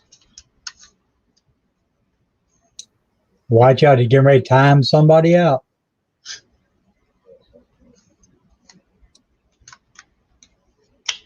That's what the Bullet Club does, man. We hit people with chairs and stuff.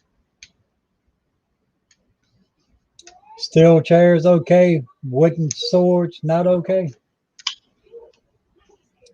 Well, if it's a kendo stick, you're okay.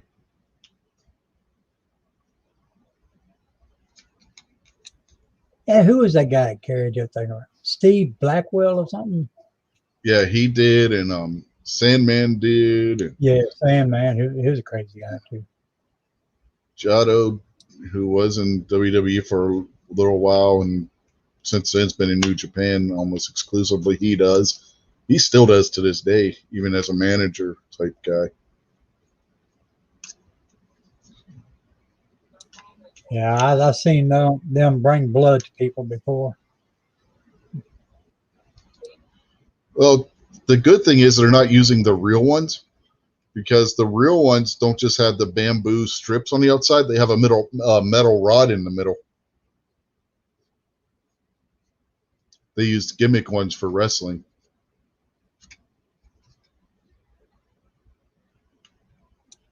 So who'd you time out, Guns and Barbecue?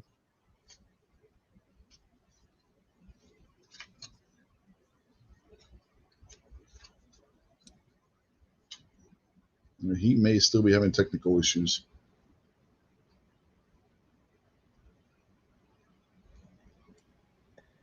Obnoxious wants you to check out the Buck 110 on Bucks. Yeah, that's a callback to something else. I know what he's doing out there.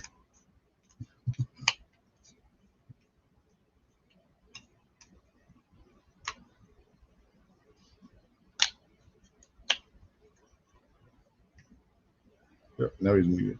No, he's not muted. Are you there, Guns and Barbecue?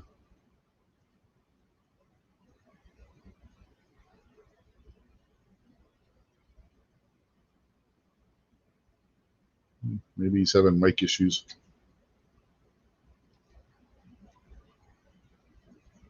I know I was before the show, and before Gary's show yesterday too. For some reason my headset mic doesn't want to register on my computer. So I'm using my webcam's microphone right now. I never have any mic issues. My audio sounds like crap every time.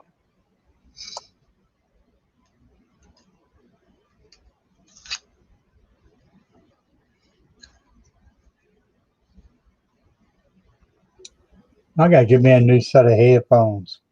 My mute button is not working on my headset. I'm hoping the stupid cats when they knocked down my headset the other day didn't break something. That would be real damned annoying if they did.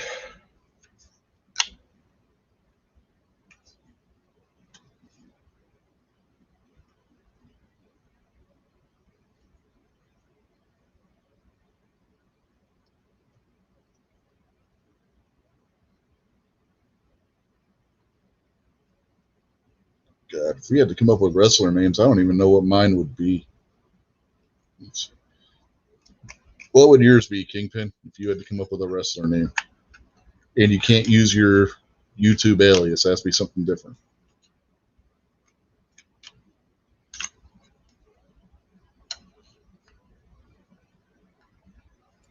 Oh man, I don't know. The only time I thought about it, we were on I think Rick's chat, and we could be a little bit more graphic. I don't know. I'd have to think about something. It'd have to be something to do with Maryland, and I'd come and take all your rights away every time I beat you in a match or something. What about you, Buck? I don't know. I was just sitting here thinking about it. I have no idea. I have to get back with you. I have to circle back to you on that one. You could be the Diesel. You'd be a diesel mechanic that comes out and beats up the faces with a giant monkey wrench. I don't know, why did you exclude the YouTube logos and stuff like that from the mix? Because you got to be more creative. I mean, we all know you as Kingpin. You got to have something else. Yeah, but that's the thing, is that everybody, the bowling pin with the gun and the crown, everybody can rag on that and make jokes about that. Me making up something about being the local trash man or something and bringing back the Brooklyn Brawler or whatever, that's, I don't know. I didn't say you had to be the Brooklyn Brawler. Oh, I'm sorry. I thought you said exactly that I had to bring the book. I didn't have a choice. No, you don't have to be the Brooklyn Brawler. Now, Guns and Barbecue, are you there?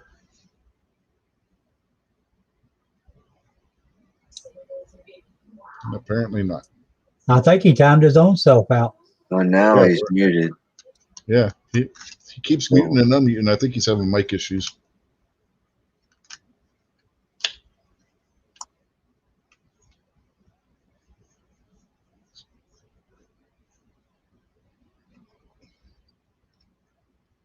Yeah, I still have no idea what mine would be.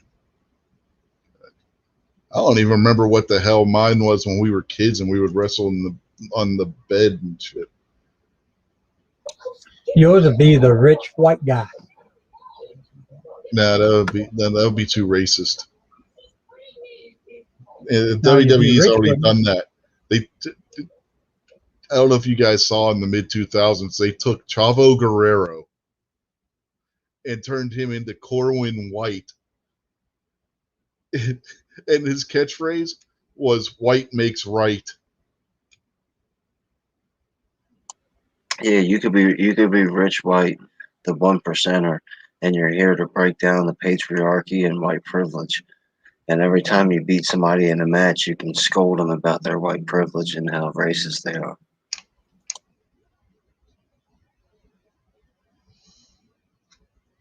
No, I think my character would be the exact opposite of that.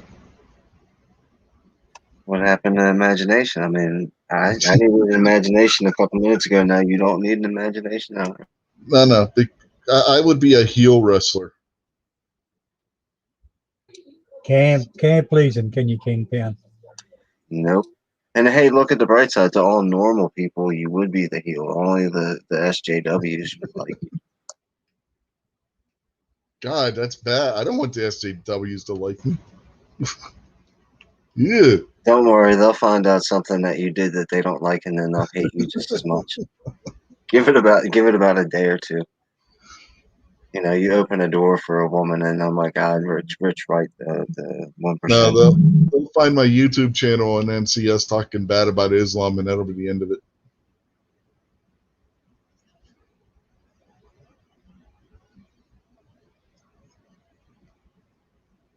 What MKJO saying? What happened to Squib? I don't know. That's what we've been trying to figure out. That's why I think he fell asleep at work.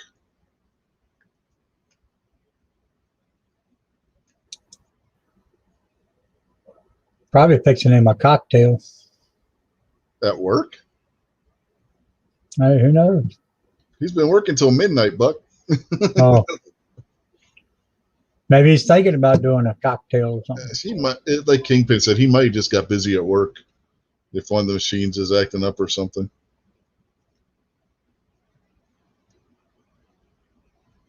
It's if he's working. I don't know if he works Saturdays or not. I sent him a text message, but he hadn't hit me back yet. Yeah, I'm wondering if he just got busy then. One of the joys of being the maintenance guy, you know, having to work on the machines. If something goes wrong, you have a water line bust or something on one of those hydraulic machines. You're going to be busy for a few hours. Yeah, if you check out Squib Lift channel, he's got all kinds of cool stuff about how the machine operates and how you fix it if this happens, and you know how this gets made. Like it's some pretty cool stuff around his factory.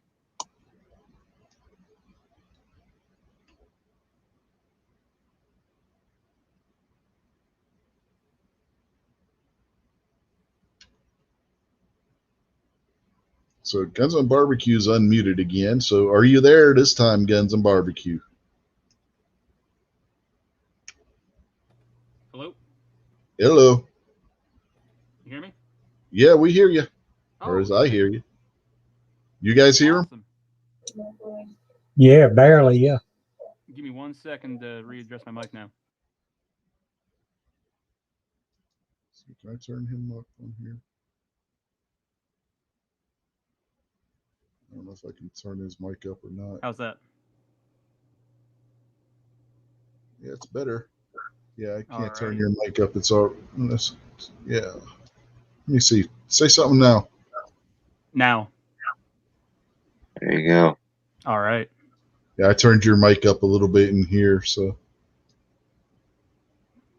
All right. How's everybody doing? Doing all right. So, have you heard what we are doing? We got to come Coming up up with with a. wrestler names? Yeah, you got to come up with a wrestler name for yourself. So I'd like to think that Kingpin would start a faction and he'd be the leader of the Pinheads. Well, no. We were going to do Bullet Club. We're the Bullet Club. Okay. Oh, Rich, you might want to check your email. You just got a cease and desist letter from the Bullet Club's lawyers. No. We're going to get. Hey, if Kenny Omega and the Good Brothers can do it in AEW without New Japan's permission, I can do it too. Or we could just be the gun channels. But Bullet Club sounds better. Then gun channels? I mean, they're both firearm related, I guess. Yeah. Can we be Cartridge Club? Yeah, it doesn't have the same ring to it. I don't know. I mean, Cartridge Club, I mean, that's a good start. Maybe not Cartridge Club, but that does Yeah. have, that's going Cartridge, in the right direction. the Cartridge Club, people might think you're printer parts. You know, like ink cartridges and stuff. And then they see you walking down the street and with your Cartridge Club shirt on, they were like, "Hey man, can I order some colored ink off you for my printer?" And yeah, I don't know how well that would work.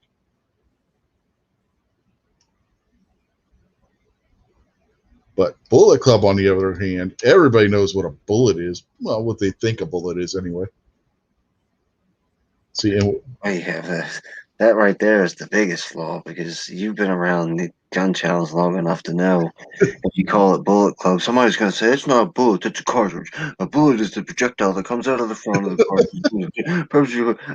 And then you're going to get lectured for 2 hours. just tell them to shut up. And then the next thing you know, the next question is what kind of bullets I want to use. Well, we can answer those questions. Yeah, definitely can't have the 9mm club.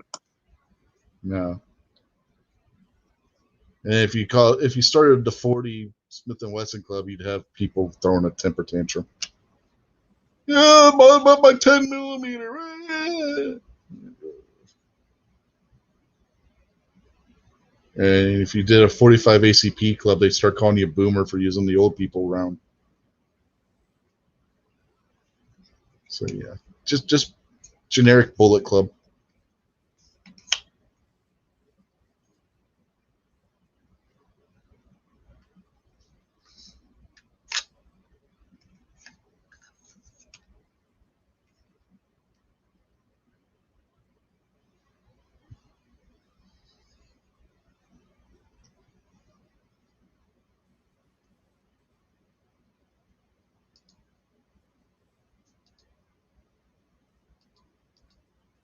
Here now MKJO doesn't have to worry about it accidentally being timed out anymore. Should have done that earlier. Couldn't do it when he was timed out though, because YouTube doesn't like when you do that, and then it bans you until you reboot your whole computer. Ask me how I know.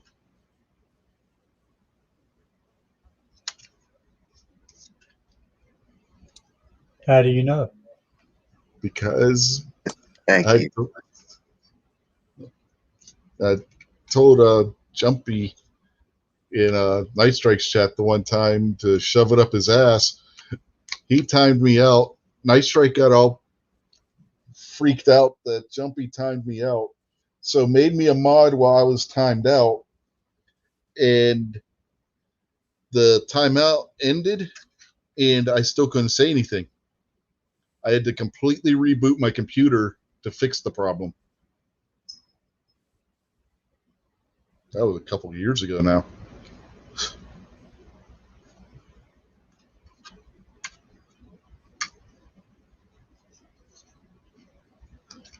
So, Guns and Barbecue, you come up with a wrestler name yet?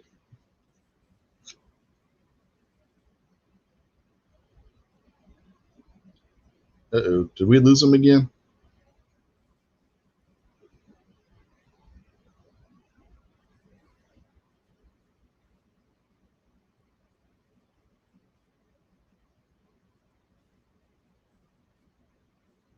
I think we might have lost him again.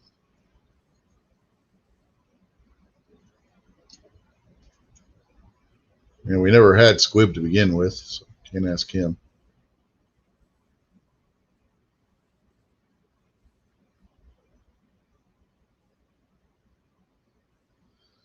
All right, next part of that. What would your finisher be, Kingpin?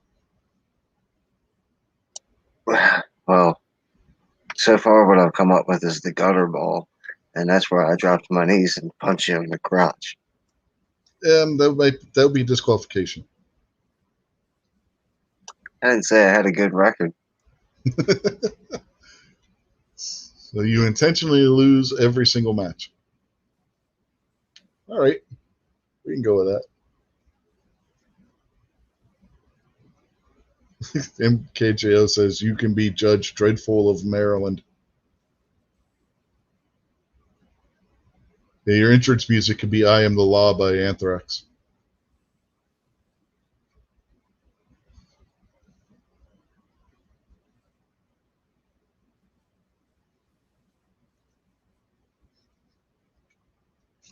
What about you, Buck? What will be your finisher? I would have to call it something like the injector, because diesel engines have injectors on them. That'd be like a power driver or something. Alrighty. Makes sense. You hear me now? Or I could just beat them to death with my damn big ass pipe wrench. Well, that would be a disqualification too. You only do that when the ref isn't looking. Like Kingpin with his finisher. But yeah, I can hear you, Guns and Barbecue. All right, I don't know what the heck happened there. So my wrestler name, I was thinking I'd be Joe Biden because I can't think of a better heel. Kamala Harris. Plus, he's kind of creepy too. And if I didn't want to go that route, I was thinking about having my wrestler name be Donald Trump, because the only other person that would be loved and hated like 50-50, like John Cena, would probably be Donald Trump. What would your finisher be? You're going to have to give me a second on that one. Kamala Harris.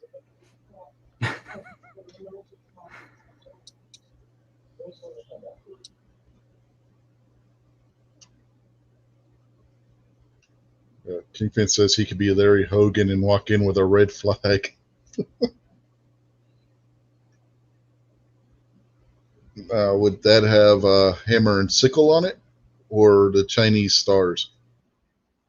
Well, it's going to have multiple meanings, so because he's also open and very diverse. So, communist China, you're in. Communist Russia, you're in. Communist North Korea, you're in. Red flag laws, extreme rush protection orders, you're in. What you got? So, we're basing this like we're the Bullet Club, right? Yeah. And so we get sued. My finisher is the sharpshooter.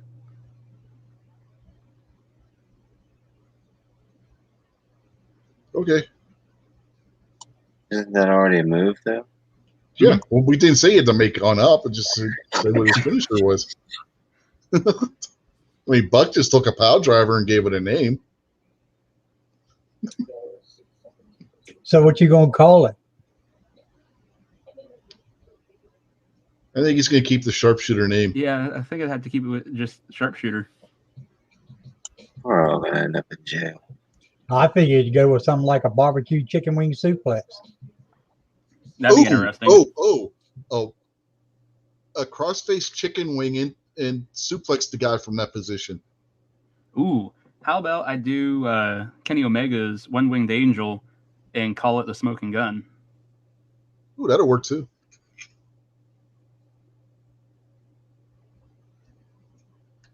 That'd be pretty sweet. See, Buck, that's why we needed you here, man. You just inspired these two guys. I was sitting over here all frustrated, like, did these guys miss kindergarten class? They don't know how to pretend. And you were like, no, come on, guys, you can do this. And they really got fired up. Yeah, I fire people up every now and then. Hey, I came up with Buck's gimmick of being the diesel mechanic. Better look out for the Repo Man. Oh, good lord. Oh, damn. I remember that dude. Yeah. He went from being Crusher Khrushchev to one half at Demolition to being the Repo Man. Named Barry Darso.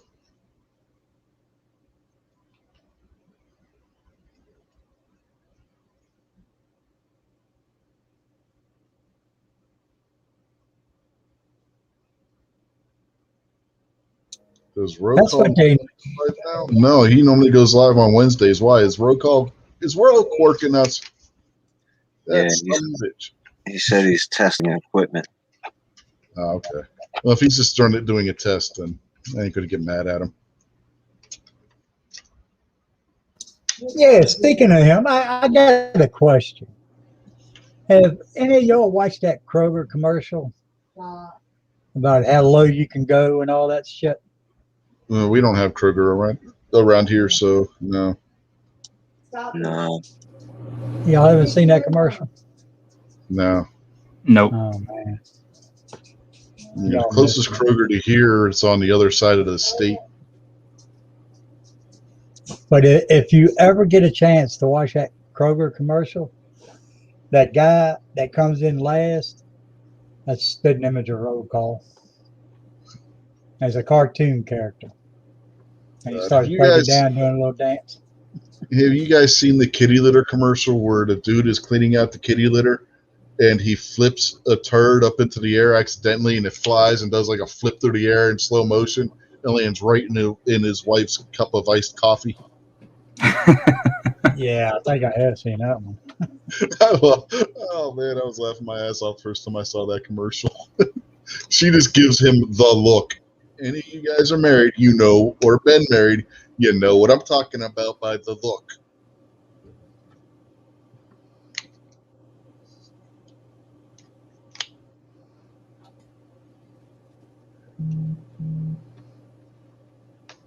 That was a funny commercial. Don't remember what brand of cat litter it was for. I just remember that part of it.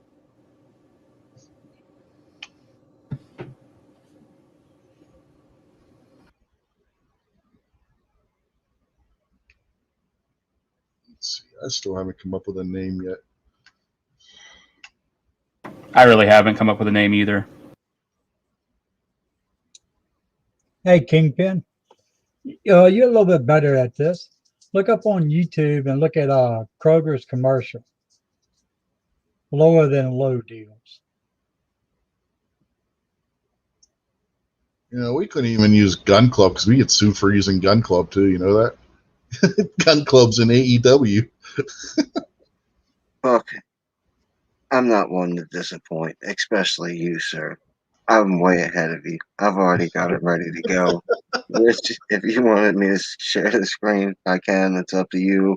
I can put the link out there however you want to do it. If you want to share it, I don't care. All right, let me go. Let me get this one up. You'll have to let us know, Buck, right away if this is the right commercial or not. But I'm pretty sure I got the right one. All right, trying to figure out how to do this. There it is. Okay, hold on.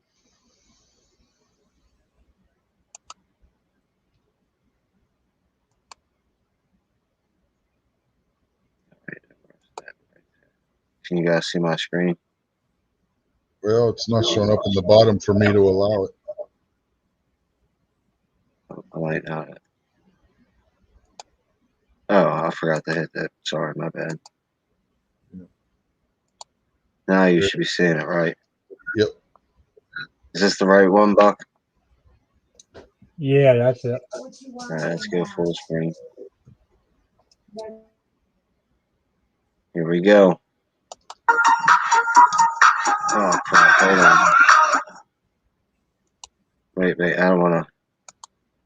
Let me fix that.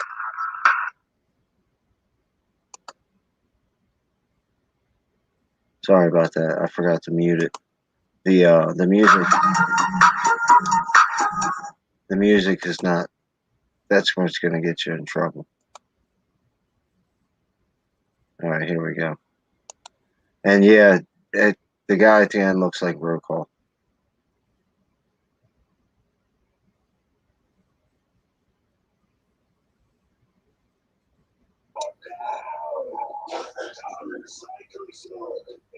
There he is. Oh my God. Watching that. It's a roll call puppet.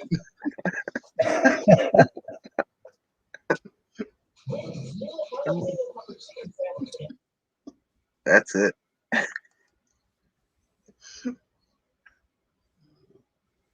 There you go. There you go.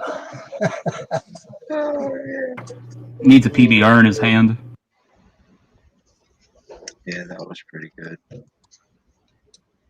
Oh man, oh man, oh man. Yeah, that does look like roll call. If he was a computer generated puppet, stop motion puppet. Every time I see that, I just bust out laughing. I said, damn it, that's roll call. Somebody must be watching Rants and Raves. You think he went there to buy PBR?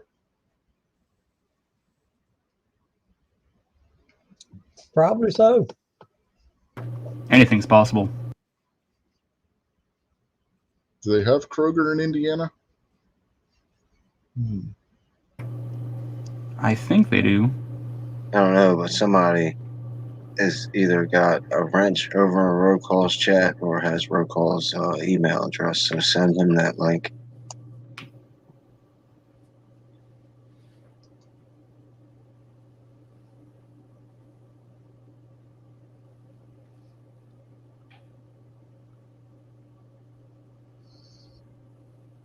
You don't have roll call's email? Yeah, I probably do have roll call's email, actually.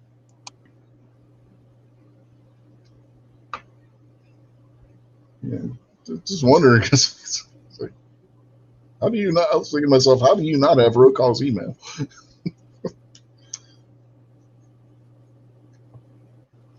Yeah, I totally have roll call's email. Never mind. Hey, Snob lied. You know, he never showed up. He said he would. He said he'd be at least up in the YouTube chat. No, he didn't show up. It's disappointing. Yeah, don't have his smart aleck comments out there tonight. It's not the same, man. It's not the same.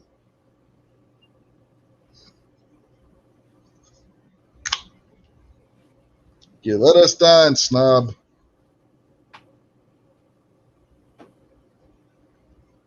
Just wait till I see him on Gizzard Gary's show. You know, I can't yell at him on his own live show because he doesn't do live shows anymore.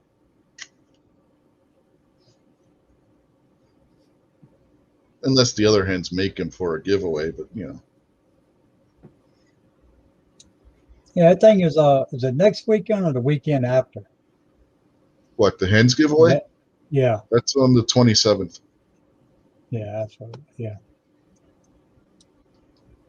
Which is 2 weeks. 2 weeks from today.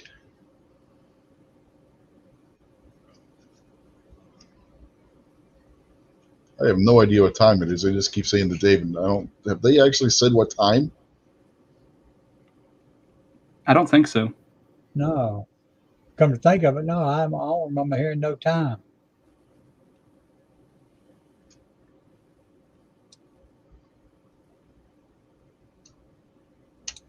Have to ask Gary in the morning, I guess.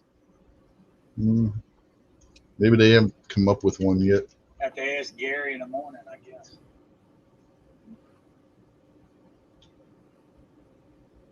Am I the only one that heard an echo? That was my fault. Okay. I thought it was something I'd done. I supplied the hens with a bunch of Dominion machines, so don't worry. You guys can just tune in sometime on the 27th, and we'll let you know who won. Well, you got to be there if you want to win the optic. I guess my mic must have cut out. I said I brought Dominion machines. I am jonesing for that optic. going to be so useful.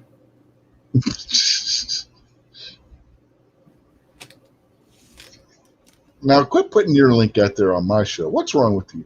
Everybody knows that this link is the superior link, and it doesn't have any viruses.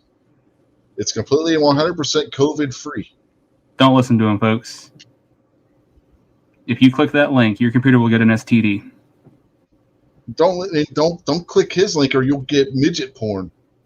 The kind Who doesn't like midget that porn? he likes. Everybody loves midget porn. Midget tranny porn. Still midget porn. You're a weird dude. Things happen. I mean, as a business model, this is the internet. He might have a point there.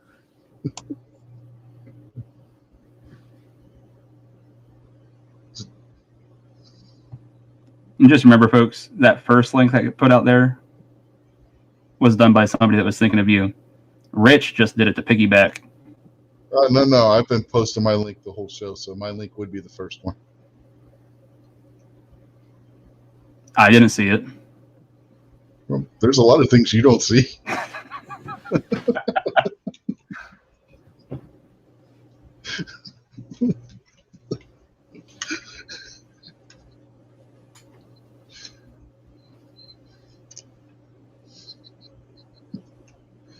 No, I thought MKJO said he's not posting his link anymore because he wants to win. And if more people click his link, he can't win. Isn't that what he said earlier out there in the chat? Should I do the 5-knuckle shuffle, but instead of saying you can't see me, you have to say I can't see you? That could work. And then every time you go to do it, you miss. Oh, that's brilliant. Wait, no. I'm going to do some gimmick infringement here. Every time I do it, I just nail him right in the balls. Take Kingpin's move. It's universal, man. Universal.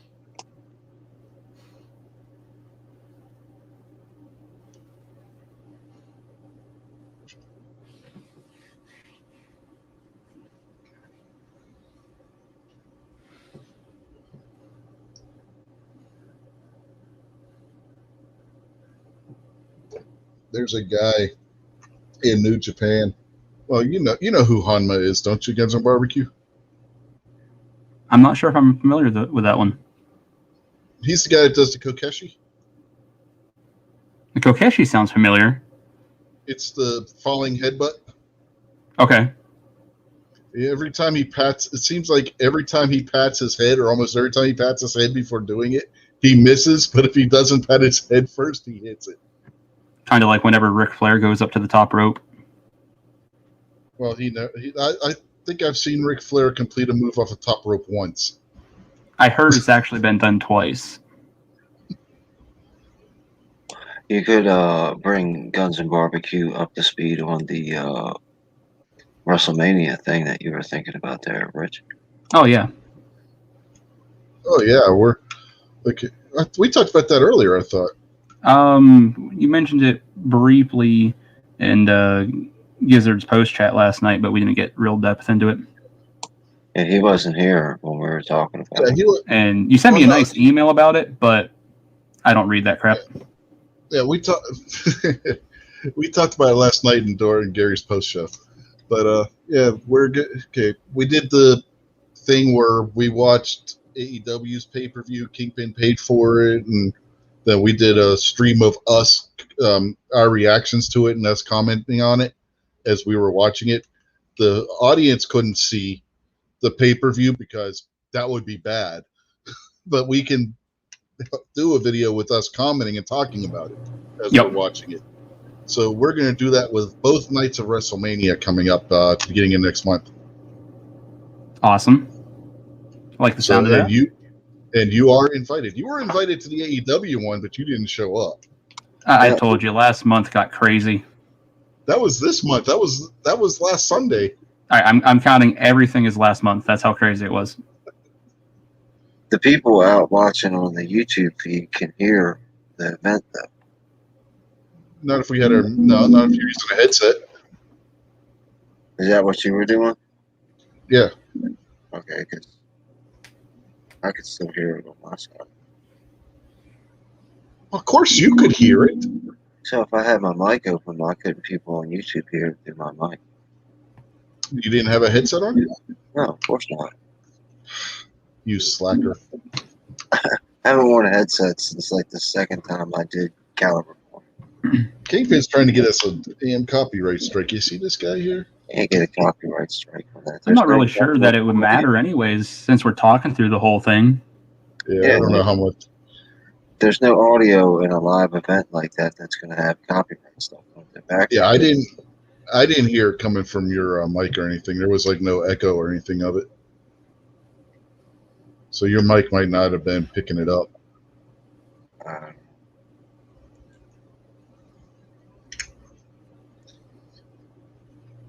But yeah, oh, go ahead. I was going to just say, so Kingpin, guess what I did again today? Don't say it, man. I went bowling. I know. It's 3 weeks in a row. It's okay. 6 games each week. It's a lot of pins. Yeah, we're resilient, man. It's okay. Man, once Kingpin perfects that machine that revives all the pin people, you are in serious trouble, Guns and Barbecue. I'm just worried that he's going to get smart enough to ramp up the speed on the ball return. I'm going to be standing in front of the ball return, and it's just going to launch a 10-pound bowling ball at me like a cannonball. It'll be like in damn it, I had the movie and then I forgot it. The Stephen King movie with Emilio Estevez. Maximum Overdrive? Yes, thank you. I had it, and then as soon as I went to say it, it just went, bye-bye.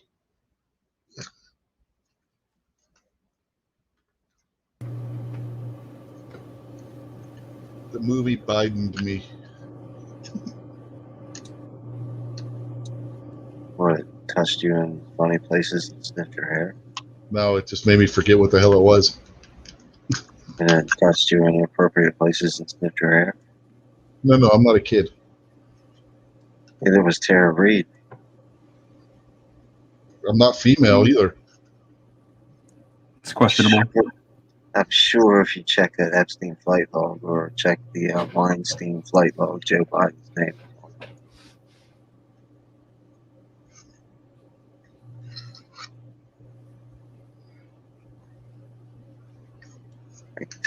Say if you want to go look at the Gateway Pundit, you can definitely tell Hunter's name was on it. I think we'll just leave that one there.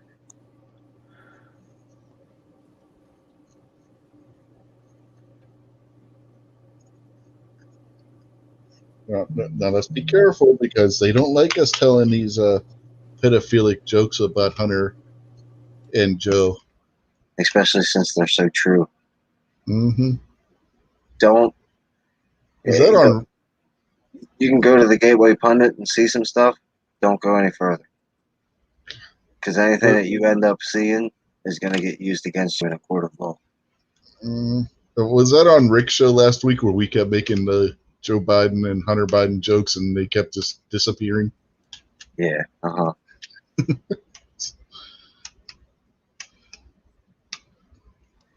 think during the Obama administration, the Google executives spent more time in the White House than anybody else. Mm-hmm. That's absolutely true. If you look at the guest book that they signed, there were more signatures from Google executives than any other company or politician.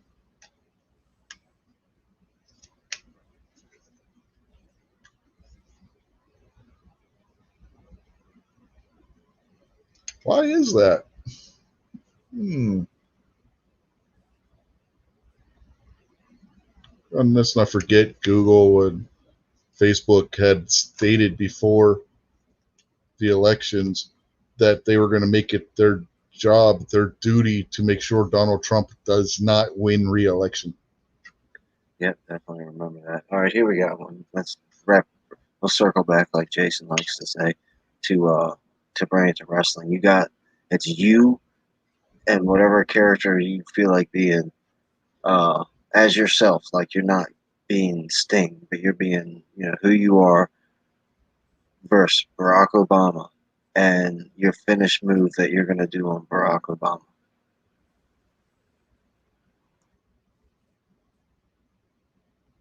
I'm going to call it the Shut the Hell Up, and it's a variation on the Mandible Claw. I like it. Not bad, not bad. Guns Barbecue. You're gonna have to give me a second. Buck.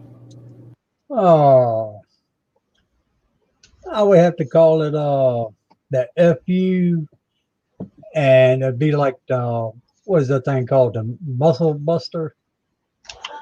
Oh. Talking about that one that Samoa Joe used that got banned by WWE? Yep. Yeah. That's the one.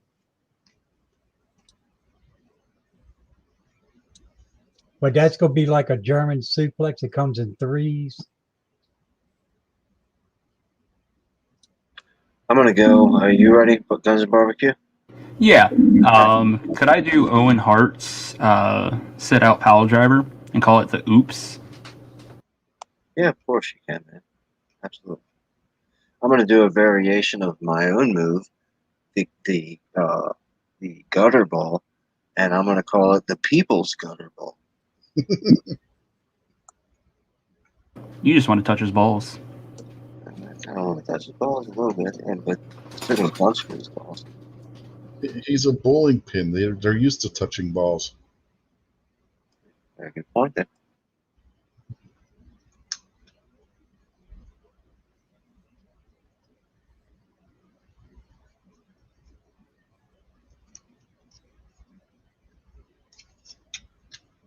Oh, this chat's deteriorated. Oh, man. I still haven't come up with a wrestler name. I was literally just thinking the same thing.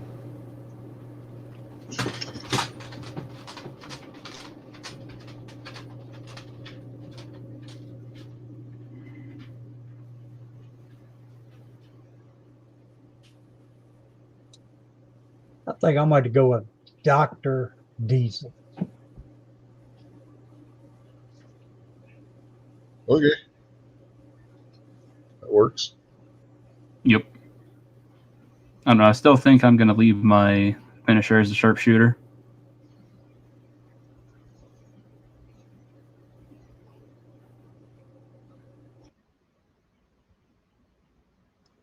I'm going to go as Dr. Fauci. My finish will be propaganda. Geriatric. Everyone in the world will bow to me. So you want to be geriatric Pinocchio? I don't know if do you know the Barricade Garage? Are you familiar with that YouTube channel? No. I'll go get the link and put it in the internal chat in that YouTube chat. This guy's hilarious. He's from Maryland, and he does. He's a black dude that does imitations of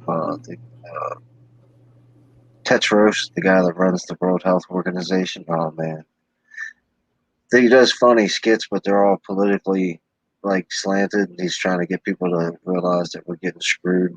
But anyway, he's pretty funny. I'll go get the link.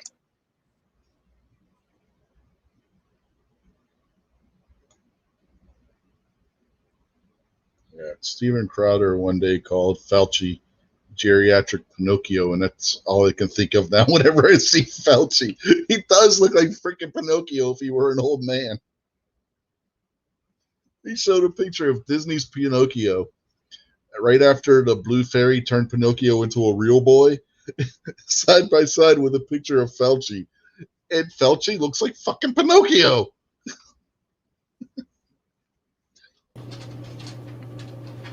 So for my entrance, I'm going to enter like the New Day, except I'm going to have a platter full of like barbecue chicken thighs. I'm just going to throw them at everybody. Now, watch out, because Kingpin doesn't like the New Day. I don't even know what to say to this. I'm not really too sure that New Day is still on barbecue chicken at me either. Oh, so you're only against people that are throwing pancakes. Now, you're familiar with my relationship with pancakes. You're just mad he never returned your call.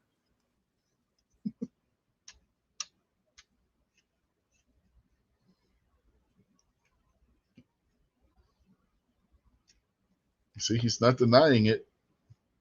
Oh, no, hey, my phone's still sitting here. It's charging. He's busy. Wait. I think I finally came up with a name. Barbecue Savage. I remembered what my nickname was when we were kids, when we would do the wrestling. I called myself the Switchblade. But then we'd really be stepping on Bullet Club stuff because that's Jay White's nickname now. He calls himself Switchblade.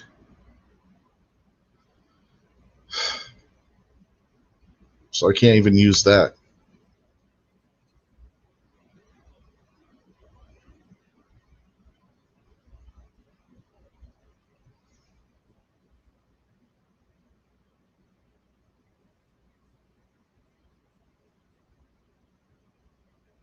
You should be Silver Dust. And no, I'm not. Nah. You sure? Yeah, I think you'd be a great androgynous character like that. and no. Oh, come on. I think Buck should do. What about this says androgynous to you? Definitely the voice. Uh-huh. Is your camera up? Yeah. You expect me to see that? Hey, you can see some things now. If Hold you the go phone in full, front of your face. if you go full screen, I'd probably be able to see it because I'm actually working on my computer now. I'm trying to remember how the hell to do that on this damn thing. Here, I'll do that. See? Oh man, good golly, Exactly. it's definitely the man boobs. Uh-huh. No, I don't got any of them. I got a move for Buck. What's the move that Goldberg does? The spear. Yeah, the spear and then the jackhammer. I don't know what the jackhammer is, but I know what the spear is. But Buck could do a version of the spear and call it the Stanley Steamer. Yeah, I like that. So just to mess with people, can we give him a move called the Spark Plug? Well, Since that he's could be Dr. his Diesel. version of the jackhammer. He could do the Oh, there Stanley you go. steamer and follow it up with the jackhammer and call that the spark plug. And by the Kingpin, the jackhammer is a vertical suplex into a power slam.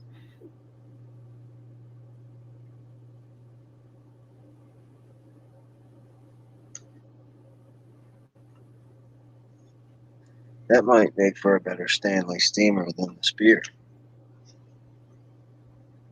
Okay, the spear could be the spark plug. You can do the spark plug and then the Stanley steamer. I like that.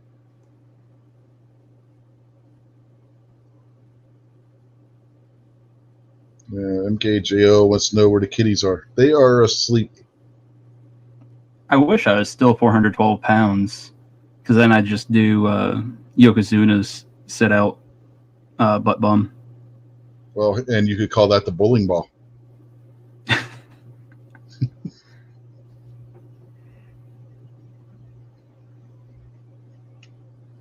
The brisket drop.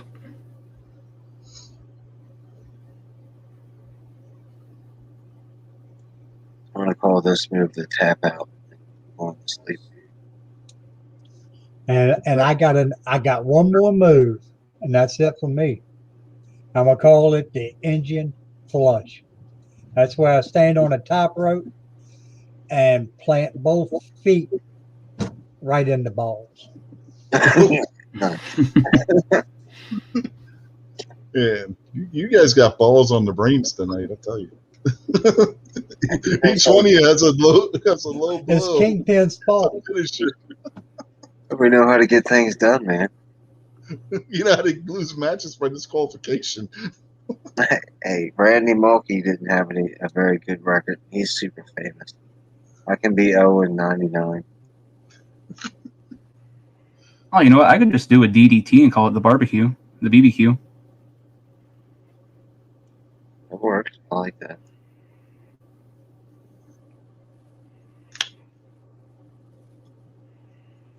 All right, boys. I'm out of here. Y'all have a good night. Okay. Yeah, we gotta get ready to wrap this up anyway. Yeah, We going later, along. Kingpin. Peace out. See ya, Kingpin. Oh man.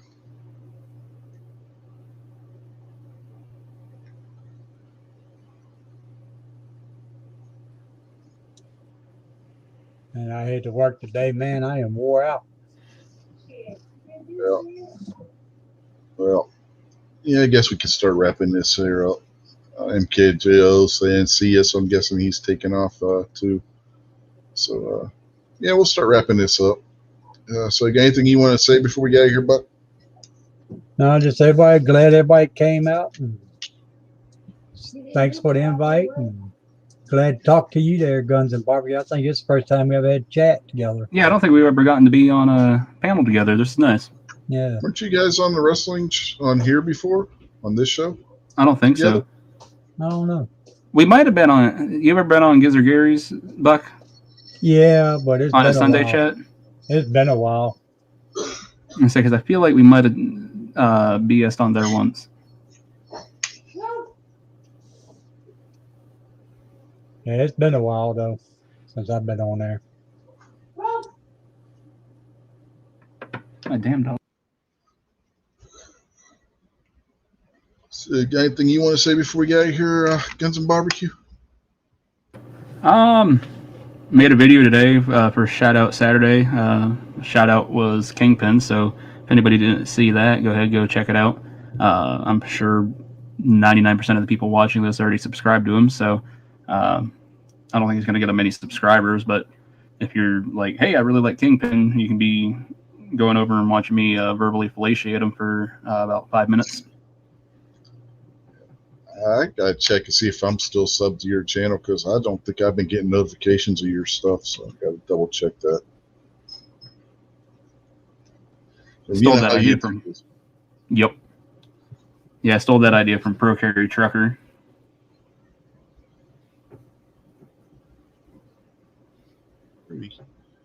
Squib, are you there yet? I will take that as a no. Squib's gonna pop in here and be like, "What the hell happened? Where'd everybody go?" So, anyway, we will bid you all adieu for tonight, and be sure to sign up for the you know what that was just posted out there. Don't use you know who's, just use that one.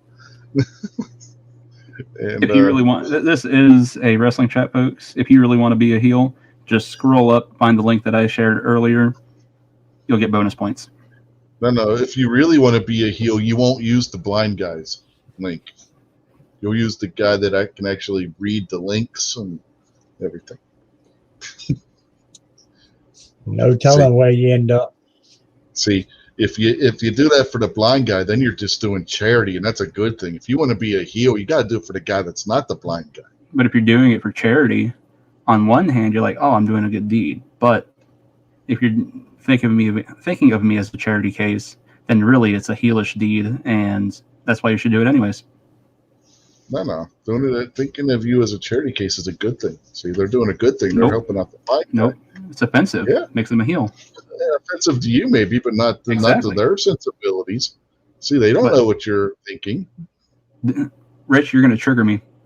And I'm gonna go full snowflake.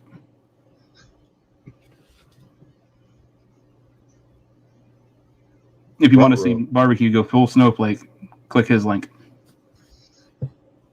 I'll wait. I'll just bring the rock salt and then.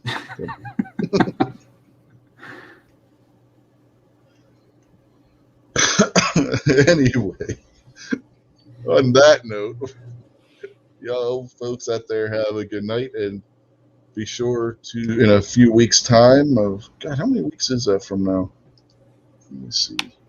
So I think it's the weekend of the 3rd. Could be wrong. It might be the 10th, but one of those 2 weekends will be the WrestleMania stream. So, Ooh, if it's the 3rd, I may not make it. yeah, it's either the 3rd. Well, it'll be the 3rd and the 4th, or it's the 10th and the 11th. I can't remember off the top of my head right now, but it's early in April. If it's 3rd and the 4th, yeah, that's not going to be good because on the 3rd, my daughter wrestles at States in Monroeville, and then on the 4th, that's Easter.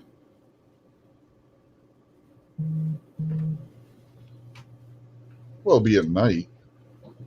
Well, yeah, but I think it starts at 6 because they do a pre-hour pre-show for WrestleMania. I wouldn't think they would do it on the Easter weekend, though.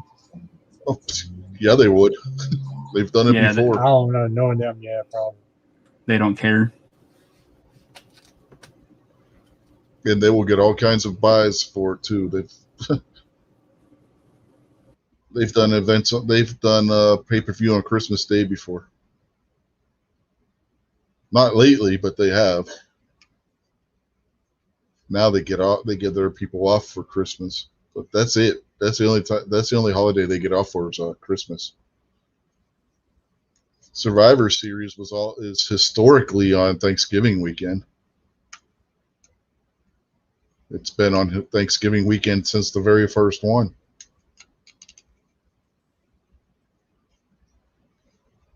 That's the Sunday right after Thanksgiving every year. So, yeah, I wouldn't be that. Yeah, they would definitely do it on Easter.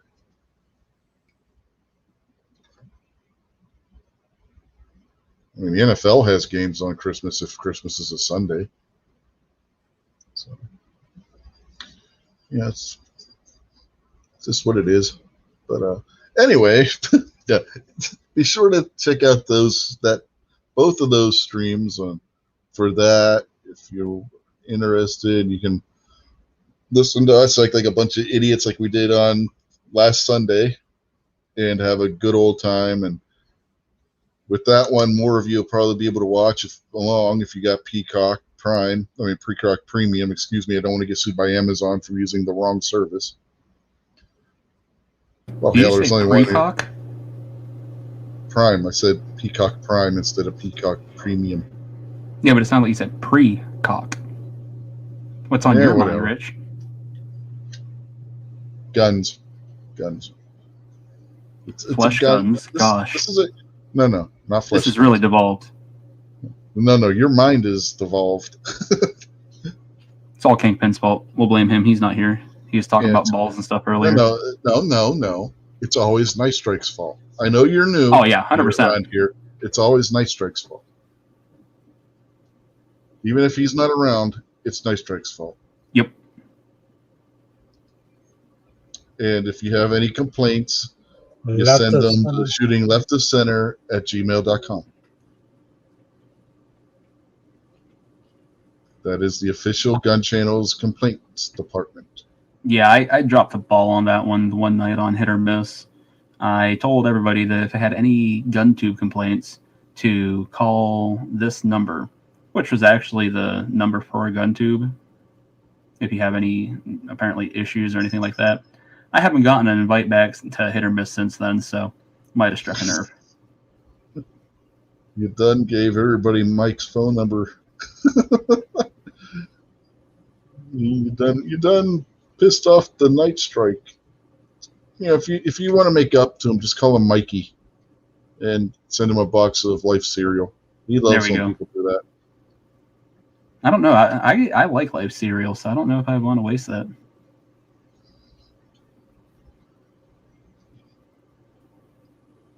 Oh, and pizza. In the middle of the night, send him a free pizza. Yes, I heard about that. That'd be a good time. It's even better if Gary is in the room across the hall from him. If only I could find a way to send him a pizza and a blue dress. Pizza's easy. You can order a pizza for somebody from one state to another. I mean, that's what Alan B. Pro did that night. Alan B. Pro is the one that ordered that pizza. He ordered it from Iowa to Oklahoma. Yeah, but the thing is, I would like for the pizza to arrive with a blue dress as well. Put in an extra tip and have the guy go buy a blue dress at the same time. That, or I just do some really far in advance planning. Put a little note in with. Who are you, Professor Moriarty here? Good Lord. Yep. Listen to this guy. I prefer the Brain, like from Pinky the Brain, not Bobby the Brain Heenan. Yeah, we don't got too any. smart for me. We've done lost all the viewers. According to StreamYard, the little eye that the host has that shows them how many people are watching, there's nobody up there now. Oh, Everybody wow. done left. Once we said we were leaving, and I guess they don't realize we're still alive. They probably all went Because over to watch Pinkman roll left. call. If anybody out there and is watching this on replay, we are going to leave now. So thank you for watching and have a good day or night or whatever time period of the day, schedule, cycle, thingy, whichever time period that involves the Earth's rotation that you may possibly be in at this point in time. Have a good one of that. Bye-bye. Bye, everybody.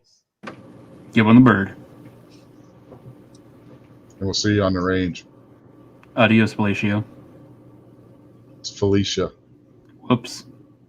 You get done, did it again. Can't take this blind guy anywhere. Not unless you're guiding me.